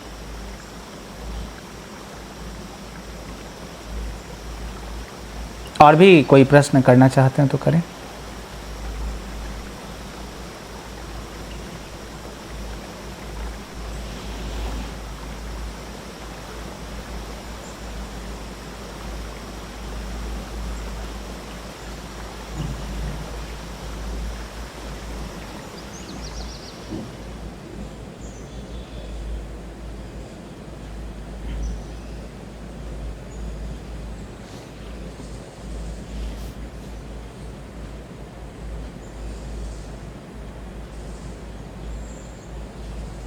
कोई समस्या नहीं है। कठिनाई इसीलिए है क्योंकि आप कंपेयर और कॉन्ट्रास्ट करते हैं, जोड़ तोड़ के चलते रहते हैं, विश्लेषण करते रहते हैं, मिलान करते रहते हैं। तो ये सब छोड़ दें तो फिर सब सरल हो जाएगा। जोड़ने तोड़ने का खेल ही बंद कर दें, सब सरल हो जाएगा। अपने मस्तिष्क को साइड में रख दें और फिर मुझसे बात करें। हृदय से भरकर बात करें, बुद्धि से भरकर बात करेंगे तो फिर समस्या हो जाएगी। फिर इवैल्यूएशन का कार्यक्रम शुरू हो जाएगा, फिर इवैल्यूएट ही करते रह जाएंगे। कंपैरिजन हम क्यों करते हैं? क्योंकि हम बुद्धि का प्रयोग कर रहे हैं। आप मेरे साथ बुद्धि का प्रयोग करेंगे, बुद्धि से बात करेंगे, फिर तो आप वैज्ञानिक से बात करें, ज़्यादा बेहतर है। फिर वो इतनी बुद्धिमत्ता से बात करेगा कि आपकी बुद्धि भी कोई बुद्धि नहीं रह जाएगी, आप भी बुद्धिहीन हो जाएंगे उसके सामने। आध्यात्मिक होने के लिए बुद्धि से गुजरना पड़ता है, बुद्धि को छोड़ना पड़ता है। यदि आप बुद्धि नहीं छोड़ पाएंगे तो पूरी तरह से आध्यात्मिक नहीं हो पाएंगे। यहाँ हृदय का खेल है, यहाँ आत्मा का खेल। यहाँ बुद्धि का खेल बहुत ज़्यादा नहीं है, शुरुआत में है, उसके बाद नहीं है, ऐसा कहता हूँ।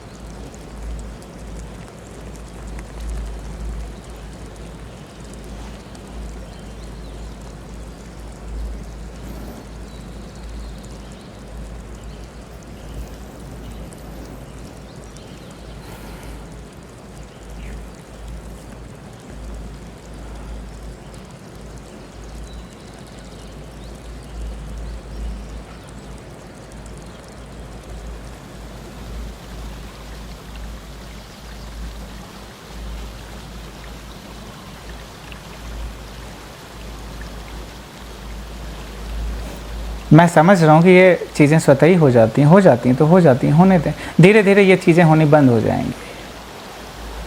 जब आप मुझे और मेरे पिछले जन्म को एक साथ रख कर चलेंगे तो कॉन्टीन्यूटी पाएंगे, एक निरंतरता पाएंगे। फिर आप भेदभाव नहीं करेंगे, मिलान नहीं करेंगे, क्योंकि पुनरावृत्ति है। पुनरावृत्ति है, बातों की पुनरावृत्ति है, बस नए संदर्भ में, समय के नए प्रारूप में। अभी समसामयिक विषयों पर बात करता हूँ तो बातों के भीतर जो आत्मा है, उसके भीतर जो विचार है, उसके भीतर जो भावना है, भावना तो वही है। चेहरा थोड़ा सा बदल गया, बातचीत करने की शैली थोड़ी सी बदल गई, बाकी क्या बदला है? मेरा दर्शन तो नहीं बदला ना, दर्शन तो वही दर्शन है, दर्शन तो वही है।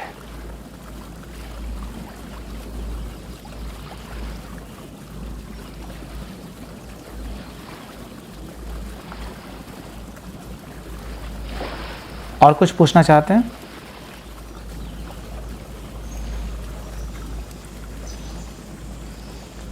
कोई बात नहीं, बाकी दिनों के लिए भी प्रश्न रखें, कोई आवश्यक नहीं कि आज ही सब पूछें।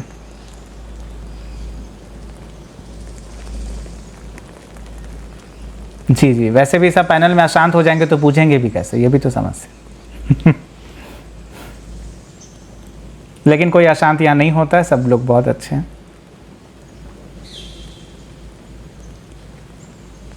जी जी,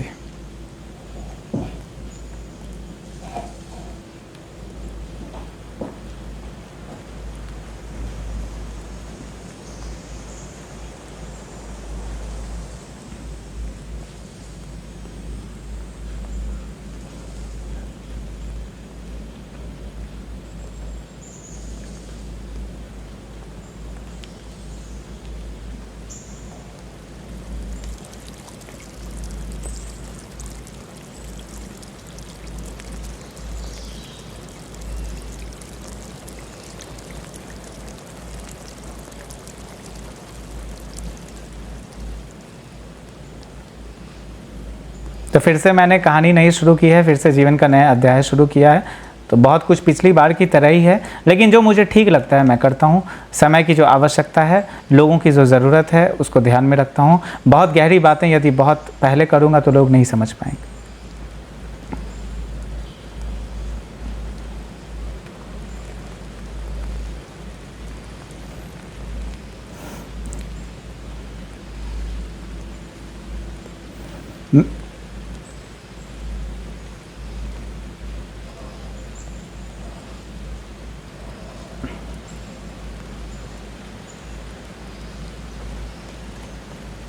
तो वही सुनना है तो आप ऑडियो कैसेट मेरा खोल लें, यूट्यूब खोल लें, सब कुछ तो वहाँ पर है। बातें मैं वही करता हूँ, एक नए तरीके से करता हूँ ताकि सबकी समझ में आ जाए। अब मैं बहुत कॉम्प्लिकेटेड टर्मिनोलॉजीज़ का यूज़ करूँगा तो बहुत लोग नहीं समझ पाएंगे, क्योंकि आज के लोग तो बहुत शुद्ध हिंदी भी नहीं समझ पाते, ये भी सच है।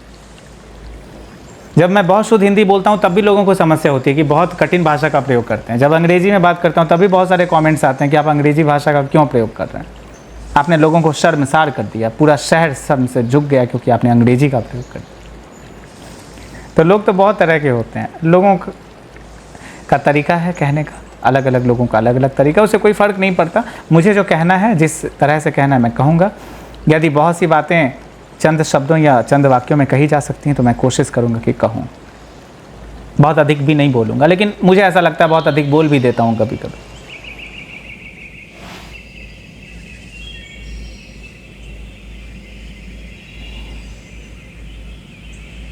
नहीं, 11 पे, 12 अभी आया नहीं। जी जी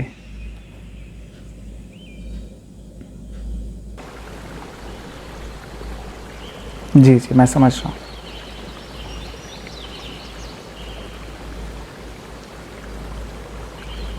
जी जी जी जी। तो बहुत बहुत आभारी हूँ आप सबों का कि आप सब यहाँ पे आए, और कल भी हम आएंगे सत्संग में संध्या 6 बजे। तो आप सब आमंत्रित हैं, कल भी आएँ और उसके बाद फिर बुधवार को आएंगे। तो बहुत बहुत मैं धन्यवाद से भरा हूँ, आप सबों को धन्यवाद देता हूँ। दोबारा फिर कल आएँ शाम को, फिर मुलाकात होगी। जी, रिकॉर्डिंग हुई है। बहुत बहुत धन्यवाद आप लोगों का, बहुत बहुत धन्यवाद। जी जी, रिकॉर्डिंग हुई है। जी जी जी जी, किसी भी माध्यम से मैं प्रस्तुत कर दूंगा।